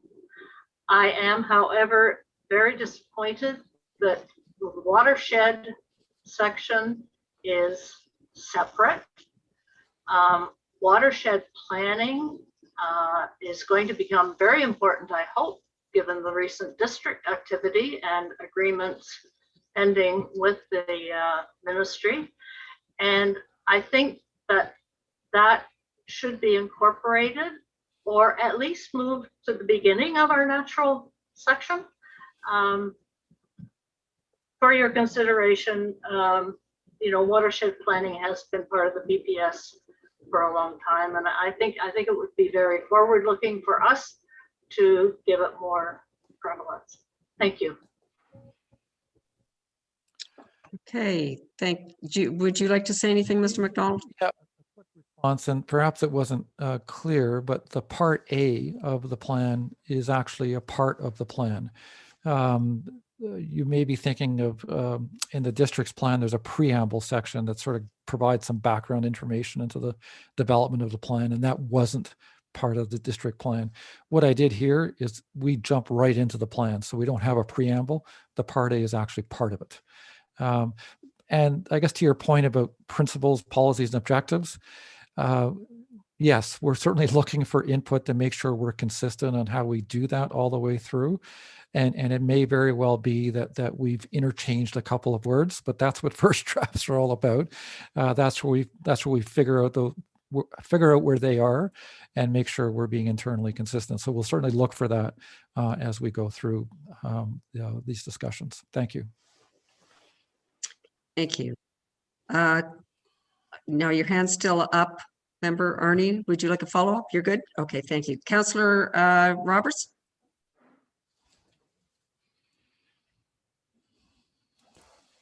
Thank you, Madam Chair, and through you.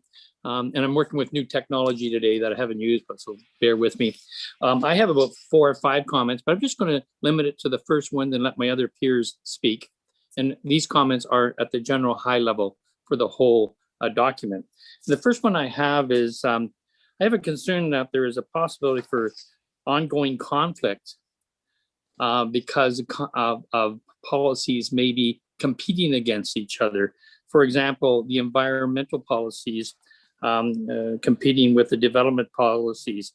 And I'm wondering, would it be appropriate to, when there is a conflict, we recognize a conflict when we're going through that the OP identify which takes precedent. So that's my comment or question. Thank you. I'll take that. Mr. McDonald? That's a great question, and there is some precedent for how to deal with this in some of the provincial plans that actually apply in Southern Ontario, which don't apply up here. And essentially what it says is that if there is a conflict between 2 policies, then the policy that is more protective of the environment prevails. So that's something we could consider in this particular context. Obviously, I want to avoid internal conflicts, but if they do happen, that would be the way to deal with it, in my view. So there is some precedent for looking at it from that perspective. Okay, thank you. Member Clark? Thank you very much, Barbara.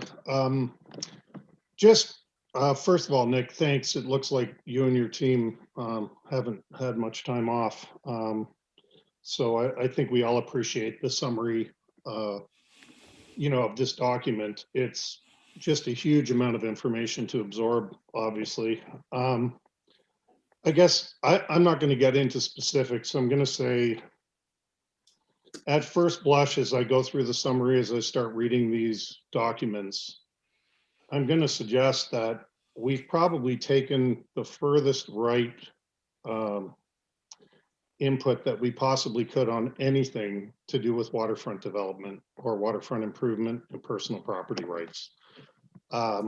And rather than going through, item by item, it's just extreme.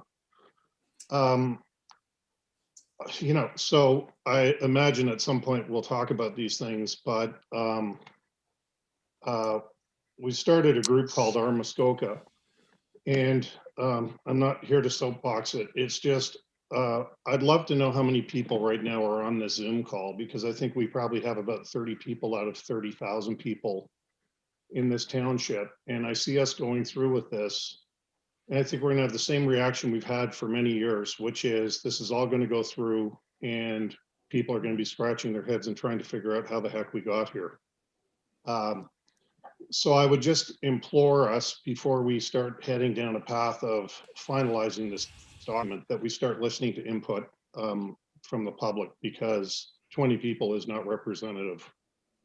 The only other thing I would say is, as it relates to that, when I take a look at, what we're putting in here for zoning bylaws, kind of the end of the summary is every single property on these lakes is going to have to go through a site plan approval.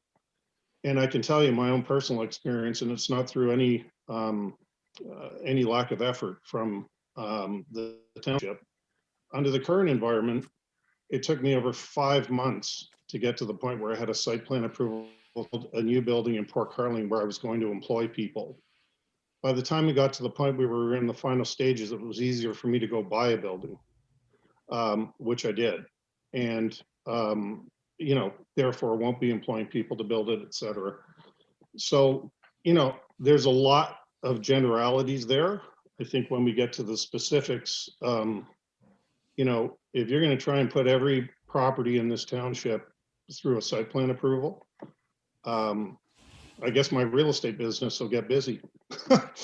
So, I think we really got to think about it. Other comment on affordable housing. Was really encouraged. A company called Loon Call did some new housing builds in Bracebridge. I know that's not our area. They would have been what I would deem to have been affordable. They were brand new homes that were built for and sold for $350,000. Frankly, I have no idea how they did it, but kudos to them. Those properties are currently reselling at $700,000. So that's going to cause a significant issue as it relates to new people coming in, whether it's the trailer park areas or whatever, and saying we're going to build. They're going to see these numbers of resales, and we're going to have a tough time doing affordable housing. And when you start specifying that somebody has to do 25% of it, I'm all on side for it. But a developer's going to look at that and say, how much margin am I giving away to be able to go and do a development? So that's another area we've really got to think about. And unfortunately, that's kind of in opposition to some of the comments about shipping containers, because you know what? That's a cheap way to build some housing. Not on the waterfront, I agree. Let's not stick it in front of everybody's faces. But these small home shipping containers may be the way to get some, whether it's staff housing or housing for employees in this area. We got to start thinking out of the box. This plan is for 10 years. It's taken 10 years to get here. Let's revisit some of the things I'm talking about, because that 10-year plan, we need some innovation. Thank you for your time. Okay, Mr. McDonald, any comments? Yeah, a quick comment back. I guess my only comment at this point, and I look forward to discussing and getting into the details later, is that the official plan wasn't prepared in a vacuum. We spent a lot of time on the policy directions first, and to some extent, perhaps to a large extent, the hard right, as you call it, came from those policy directions, which were endorsed by council. So I'll just leave that there. Secondly, this is a first draft. And as I indicated, even during the policy direction phase, the opportunity always exists to revisit a policy direction, change course, or reconfirm through this process we're now in. And that's always on the table and should always be on the table.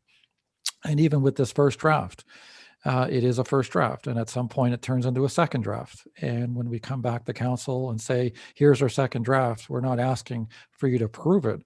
We would be asking you to allow us to do a more broad circulation and get public comment. Then there's a third draft, and finally a decision gets made. So there's lots of time to make decisions. and change course if there's a desire to do so. But to a very large extent, what we've done here is to implement the policy directions that were endorsed by council. So I'll leave that there as a comment. The follow-up, Bob? So the only other thing I'm going to suggest, and I mean, again, I'm not trying to be controversial, and Nick, I understand where you get your marching orders from, and you know, I'm not suggesting you didn't, you know, balance input, et cetera. What I'm saying is it's a 10-year plan. We've just gone through a process in the village of Manette, and I don't want to bring this up because Frank, you'll go, and I get it. It's your passion, and I love you for it.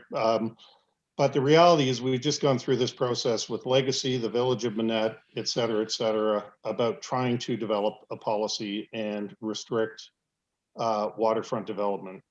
To the best of my knowledge, and not to be contentious, we're being sued for a massive amount of money. We've lost almost every fight. And again, I stand to be corrected, but there's potentially assessments, et cetera, that are going to happen. And we're going to go into a situation here where we're restricting people's rights. I really question whether we've gone and asked the people that are on the waterfront, what do they want, which is our real job, versus what we're going to allow them to have. I also question whether, I hope, David, all of these changes, the end result is it makes your life easier. But I actually agree a bit with Councillor Roberts that there's going to be a lot of conflict in this, and that's what we were trying to resolve. So, you know, again, at a high level, I'm gonna let other people talk, but at the end of the day, you know, part of this is absolutely protecting the environment. That's our primary resource up here, and it's the most important thing. But we all know that lots of people are doing things that aren't aligned. I don't see anything here that's going to stop it, except it's going to cause people to, again, do what they want and sue you. So I'll leave it at that. Okay, so I'm not sure, Mr. McDonald, you want to comment on that? I'm just going to carry on. Mayor Harding? Thank you very much, Chair Bridgeman. Thank you, Nick. Clearly, tons and tons of work, and I agree, it is very well laid out for us to understand. You know, it's interesting listening to some of the comments, and I'll even say as Bob. Oh no. You just went I on mute. don't know what happened. Okay. I didn't even touch my computer as I'm chatting. One of the things that I realized as we've been sort of working through, and as you said, these are council directions for these policies, and I agree with them. There's an old adage, careful what you ask for. And as we've asked for all these things, sometimes they have cumulative impacts. And one of the policies we're talking about is the cumulative impacts of all the different development and what happens on your site and what happens. So I guess what I'm really trying to understand as we work forward here is some of the cumulative impact, should all these policies be implemented, if I suggest it that far. And I think that's maybe where Bob is kind of going. You know, there's no question for the past 6, 8 years, 10 years almost, we have all been extremely worried about resort commercial development and redevelopment and truly changing the character of the lakes. And I think this council's done a great job, and we continue to do a great job in trying to hone that and everything. I guess my specific might be either to you, Nick, to help out, or even to Director Pink in particular. I like that there's policies in here that help committee of adjustment moving forward to work their way through it. But you know, the site plan that Bob said, as I read it, virtually on any redevelopment on any property is going to be under site plan. We're going to have to staff up at the Township Muskoka Lakes to manage our way through that. But lots of studies, and then the next study, and then the causation study, and then a boat impact study. And so I guess I'm trying to understand what the implications of a typical property, you know, resort or tourism, we've always talked about as being our economy. But realistically, I think we actually know it's construction industry, and redevelopment. Many properties around Muskoka Lakes are 50, 60, 70, 100 years old and are now being redeveloped. And if the cost of redevelopment, because in the time of redevelopment is so onerous, we may not get that redevelopment. And it may have some negative impacts. And I don't want to damage the economy, and I don't want to damage the environment, no question. But I just am really trying to understand average, let's call it a 300-foot cottage that was built 300-foot lot, built 60 years ago. There's a boathouse, there's a cottage, and they want to redevelop them. What are we going to be putting them through? What are we really gaining from it or not? Or what's really the negative impact? So it's more of a high level comment, I think, going forward, but I really would like to understand the individual property rights and the additional steps that are going through. We do hear time and time again that it's difficult sometimes already to build within this municipality, and it takes time and years for be able to do that. Or our building department takes time to hand out building permits, planning department time to get there.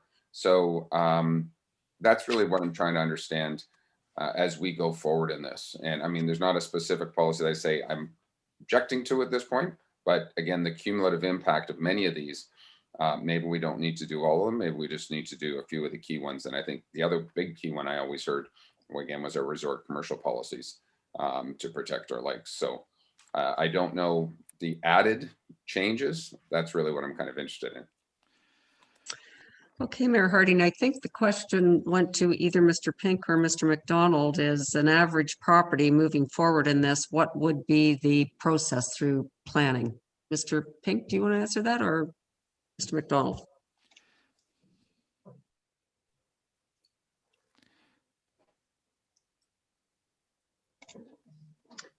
Thank you, Chair. Mr. McDonald, if you wish to add anything, certainly can. But I think I would just comment on a few things. Certainly the resort policies and some commercial policies do get referred to often, and there's a lot of contentious discussion and debate. And certainly those properties do gather a lot of attention and are visible. But I think your question is well put. At the end of the day, there's a very small number of those properties in comparison to what the majority of planning work and applications that are in front of council. And those are individual waterfront, residential, typically redevelopment. And I think just to keep it at a very high level, there's two fairly significant changes that I see in this plan that will have implications on that day-to-day activity and on the individual ratepayer looking to develop their properties. And I think the first one we've heard a few members mention is essentially that all waterfront development will be subject to site plan control. It's a fairly substantial change. To put that into perspective, just some rough numbers, we process approximately 12 to 1,300 building permits a year. Now that will include urban properties, rural properties, septics, interior alterations, repairs. So it's certainly not to imply there will be 1,300 site plans, but we currently average about 100, anywhere from 90 to 110 site plans in an average year. So you can get the idea when we process about 1,300 building permits. There's certainly several hundred of those will be waterfront developments that will have to go through the site plan process. And that's from an administrative perspective, going to certainly have some implications. And the new planner that was retained is certainly with that in mind, that oncoming activity. The other change that I think the committees will certainly want to look at closely, and it was an approved policy direction, not implying it needs to be changed, but the enhanced protection measures under the Lake System Health Program. So through every one of those site plan approvals, whether it's redevelopment, vacant lot development, or lot creation, will have to go through a site-specific soils investigation. So technical outside expertise will have to be retained, and a soils analysis will have to be done on every property to demonstrate that there are appropriate soils between the septic system proposed location, leaching bed, and the water body. So of those, what could potentially be several hundred site plans per year, in order to conform with the plan and meet those enhanced protection measures, it will not just be, again, as per the district policies, just on those vulnerable lakes. It will be on all development. We'll have to go through that process. And that certainly will take landowners considerable amount of time to retain that expertise, do those studies. Obviously, there will be seasonal restrictions on doing that. You may not be able to complete those types of studies during a large portion of the year. Now, with that said, I think it could be balanced somewhat, perhaps with a significant reduction in the amount of applications for consent we might be seeing. The policies, two policies in particular, policy sets. One you would have noticed, Mr. McDonald referred to, fairly significant increases in the lot requirements for new lot creation along our waterfront, whether it be islands, steep slopes, or certain lakes. I think certainly this is more anecdotal, but I think our requirements of 120, 150 meters have to be probably some of the most restrictive across the province with respect to new lot creation. Those are fairly significant minimum standards.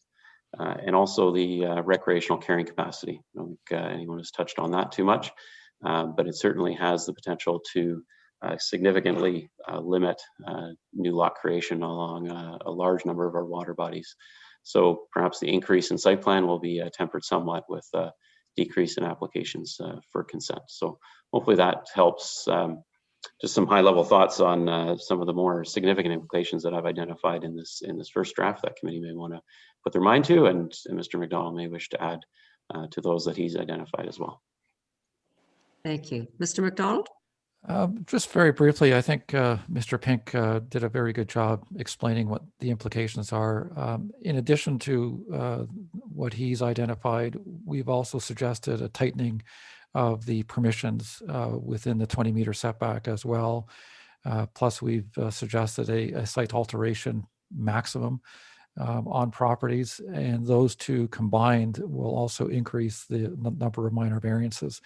And we certainly had a very robust discussion about the issue of the setback through the policy direction discussion. And I think in the end, it was decided to maintain the 20 meters for that very reason, to avoid having everyone go through a process of some kind. So we're very mindful of that. We knew this would happen, and certainly now that you see it all in front of you, now is when the rubber hits the road, and we start understanding that what that cumulative impact is. And I certainly look forward to having those discussions and hearing from the public on the implications on them as well as we go forward. Lots of food for thought. Member Scolati. Thank you, Chair. First, I'd just like to congratulate the group on the progress that we've made so far. I was quite impressed with the document I received. It was took an awful lot of my weekend, I have to say. I did send back an awful lot of suggestions that could be called editorial in nature, and I trust those will be sent on to the appropriate parties. I won't go through them at all today, but I did want to comment on the resort commercial area. I guess I was a little surprised to see that fleshed out as far as it has been. In general, I thought that we weren't discussing it through this process. I guess it was added later, or maybe I missed something. But our policies are almost anti-resort, and I guess I'm concerned that we really, at least I don't understand the goal. Do we really want a thriving resort sector, or would we just as soon see the resorts dwindle and go away? I'm just not clear. But just to be sure, I just want to understand that we are going to be addressing all of the resort commercial in this group now, or not. Thank you. Thank you. Yes, it was the decision of council to roll this section back into this main OP. And so that is why you're seeing it here now, rather than having a separate review of it. And so Mr. McDonald has, I think, given us a framework to start from. Maybe I can say it that way. Mr. McDonald, any more comments? Yes, Chairman Bridgeman. Yes, so that was the direction I was given, and I took a stab at it. Certainly being involved in the Minette process, I think there was a lot of good policy that came out of that Minette process that I think is applicable across the township. So that was a starting point for me. Also, a lot of time was spent at the district, again, on this particular issue, and I think some good stuff came out of that as well. In the end, I think what I've come up with balances a whole bunch of things, and it isn't what I would call anti-resort. I think what I really tried to get at was the turnover issue, and in terms of how unit owners use their units, but it recognizes that resorts will probably happen only one way, and that's through a plan of condominium process. So I mean, that's the way it's been occurring. So I think I've taken the best of the best that I've seen, but it is a first cut, clearly, and I certainly look forward to getting comments back. But it was written to be supportive of resort development, in my opinion, not against support resort development. Others may disagree on that point, and I look forward to having that conversation. Okay, thank you. Well, we'll think about that more. I think we can get into that when we hit that section. Councillor Nishikawa.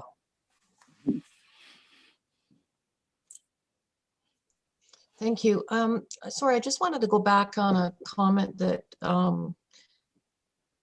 Director Pink had brought up about the requirement for soil analysis.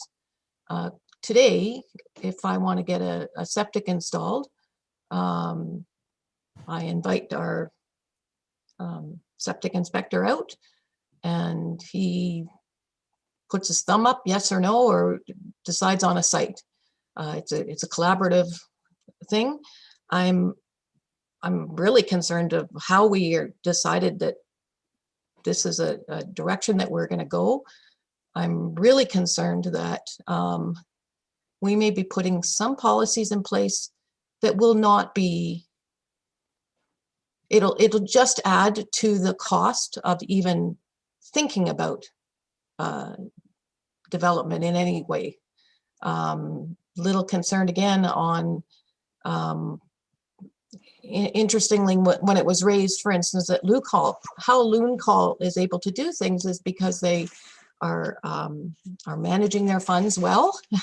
And so if for instance, a property owner wants to subdivide off a lot for their children to live on the property, I'm not talking about waterfront necessarily, but could be waterfront, but all of a sudden it feels to me, and I haven't seen it, and I'd love numbers to be attached so that we as counselors could actually understand what all of these things are going to start costing. So now you're going to talk about site plan. Now you're going to talk about you need soil analysis.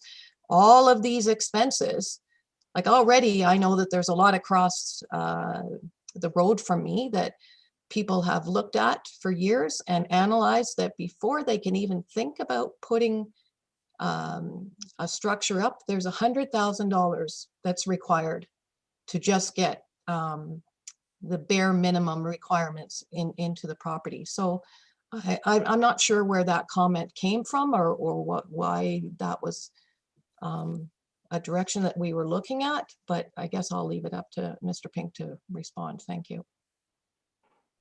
Mr. Pink?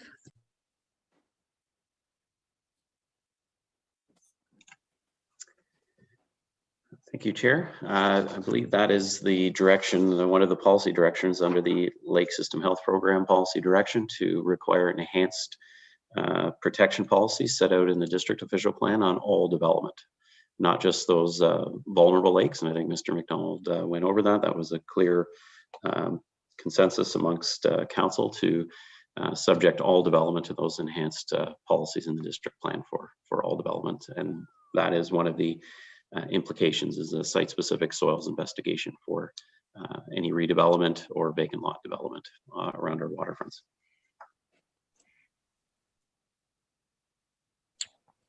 Okay, Councillor Roberts. Thank you. You can hear me fine? I've left it on open mic for the whole period. Sorry about that. Anyway, through you, Madam Chair. Like everyone else, I spent a considerable time going through the new plan that was very well done. You'll recall back a few months ago, I asked for a red line document, and now I understand why a red line document was not possible, but I still have the same concern. Going through the document, I saw where there were places where the current policies were softened. And of course strengthened. but I'd like to get a list of these where they're specifically where they were softened, because the one that really jumped off the page to me, and I don't want to get into conversation on this, is in section K333E, where we talked about the 2 kilometers for aggregates. So I guess my question or my request is, how can we know where current policies were softened this time around? So that's my question. Like, how can I easily find these without doing a hunt and search? Thank you. Mr. McDonald? Yeah, that's a great question, and certainly, I guess for me, doing a track changes version with your existing OP, quite frankly, would be impossible, only because this official plan is so different. What I did try to do in my overview, and admittedly it is an overview, is I tried to identify those sections were carried forward and which ones are new and so on. What I'm thinking is that as we go through each individual section, I will make an effort to do a bit of an overview before each, to basically say, here's what we've done that's new, here's what's the same, and here's what's reduced or enhanced, if that would be of any assistance. And I propose to do that before every section gets discussed, so it's very clear.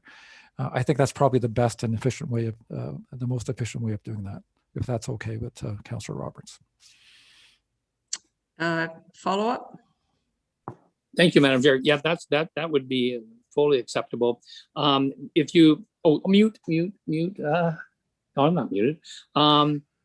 It's like Barbara's muted. The change, if they are weakened, if they're strengthened, what I also would look for you to do, Nick, is to identify the reasons for it. And thank you very much. And certainly that goes without saying, because we've done something deliberately. And one of the things I didn't mention perhaps at the beginning is that at the end, the plan has to be defensible as well too. So there's that to consider. Not to get into that conversation today, but I look forward to it. But certainly in the end, I'm making a recommendation that I have to be able to stand behind too. And that is the totality of all of the policies that you see in front of you. One thing I'd like to mention, Councillor Bridgeman, is that we are getting close to noon, and I'm hoping we have a hard noon stop, because I do have another engagement. So I'm thinking that perhaps 10 to 12, perhaps we do a bit of a regroup and figure out the plan for Thursday morning, if that's all right with you. No, that is fine with me, Mr. McDonald. So before we go any further, Councillor Edwards would like to make a comment.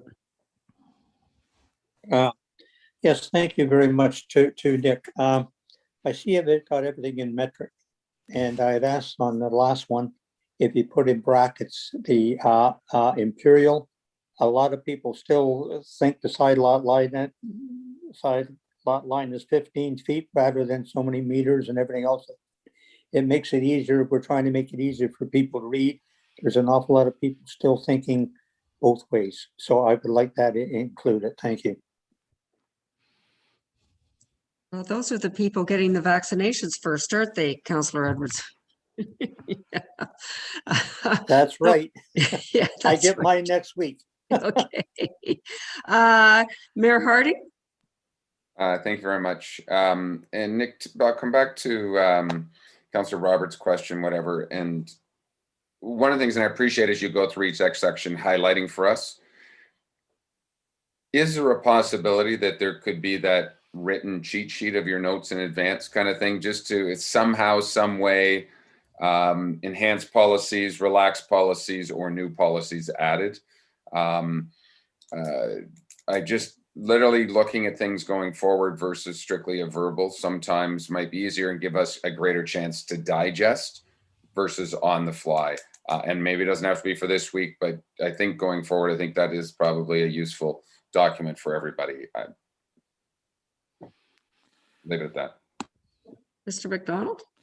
I can certainly consider it. Timing is a little challenging because the meetings are coming up fairly quick. definitely can't do that for Thursday, but I might be able to put something together for a couple of sections for the Tuesday session of next week. Let's see where we are on Thursday to know how many meetings. We do have a fourth potentially if needed as well. So that might be the time when that can happen too. So point well taken. I can generally say that most things have been enhanced. Very few things have been loosened, if I can put it that way. And they're very specific, but I'll do my best to get something to you when I can. So maybe the answer is give us the loosened ones. We don't need the enhanced ones, and that would cut down on your report. I don't know if you'd be okay with that, Mayor Hardy. Thank you. Yeah, and I guess, you know, the other way to tackle it is there's going to be some more controversial issues, waterfront obviously being that. So maybe we could start to tackle some of those first of all, in particular, and just understand that. But I leave it in your hands to try and help us as we move forward, because I do believe that as this goes out to the public and for our own balance of everything, we need to understand. Okay, well, I don't have anybody else asking questions, Mr. McDonald. So if you want to take 10 minutes to move ahead before we sort of wrap up, then please go ahead. Okay, well, that's great. Well, those were great initial questions. Certainly a lot to talk about here, and yes, it's good to know what's new and what's different. And we'll certainly endeavor as a team to get that to you as quickly as we can to help in these discussions. So certainly that's something we'll do. So our thinking going forward is to go through each of the policy directions. I don't think we should start it today, if only because the first one deals with the waterfront, and that'll be a lengthy conversation. But what I do encourage everybody on this call to do is to look at that companion document that we've prepared, and then look at the policy that has been referenced to see exactly how we've taken the policy direction and turned into the policy. Because that's what I want to focus in on, because I want to make sure we got that right. And perhaps, as some have indicated, once you see them all in their totality being implemented, maybe there's a second thought or two about perhaps the totality of the direction that was taken initially, because now you actually see it in front of you.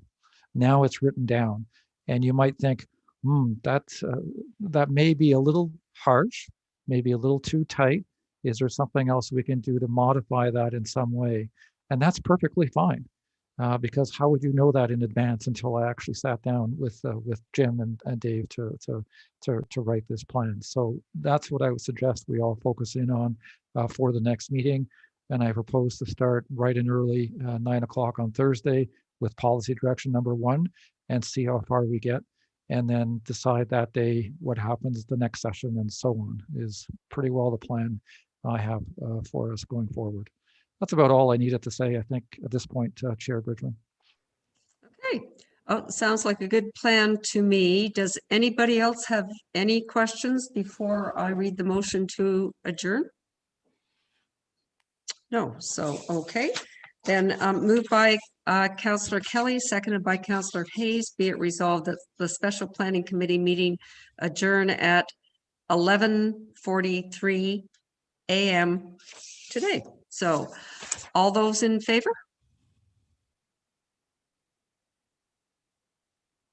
Okay, well, thank you very much, everyone. And we certainly have our, Bob, have you got a question? Just before we go here? I see your hand up. I don't think I see it anymore, so that's okay. So no, sorry, I was just raising my hand in favor. Sorry. Terrific. Okay. All right. So we will see everybody then on Thursday morning, right at 9 o'clock. And thank you very much. Now, Councillor Edwards, is that your hand up?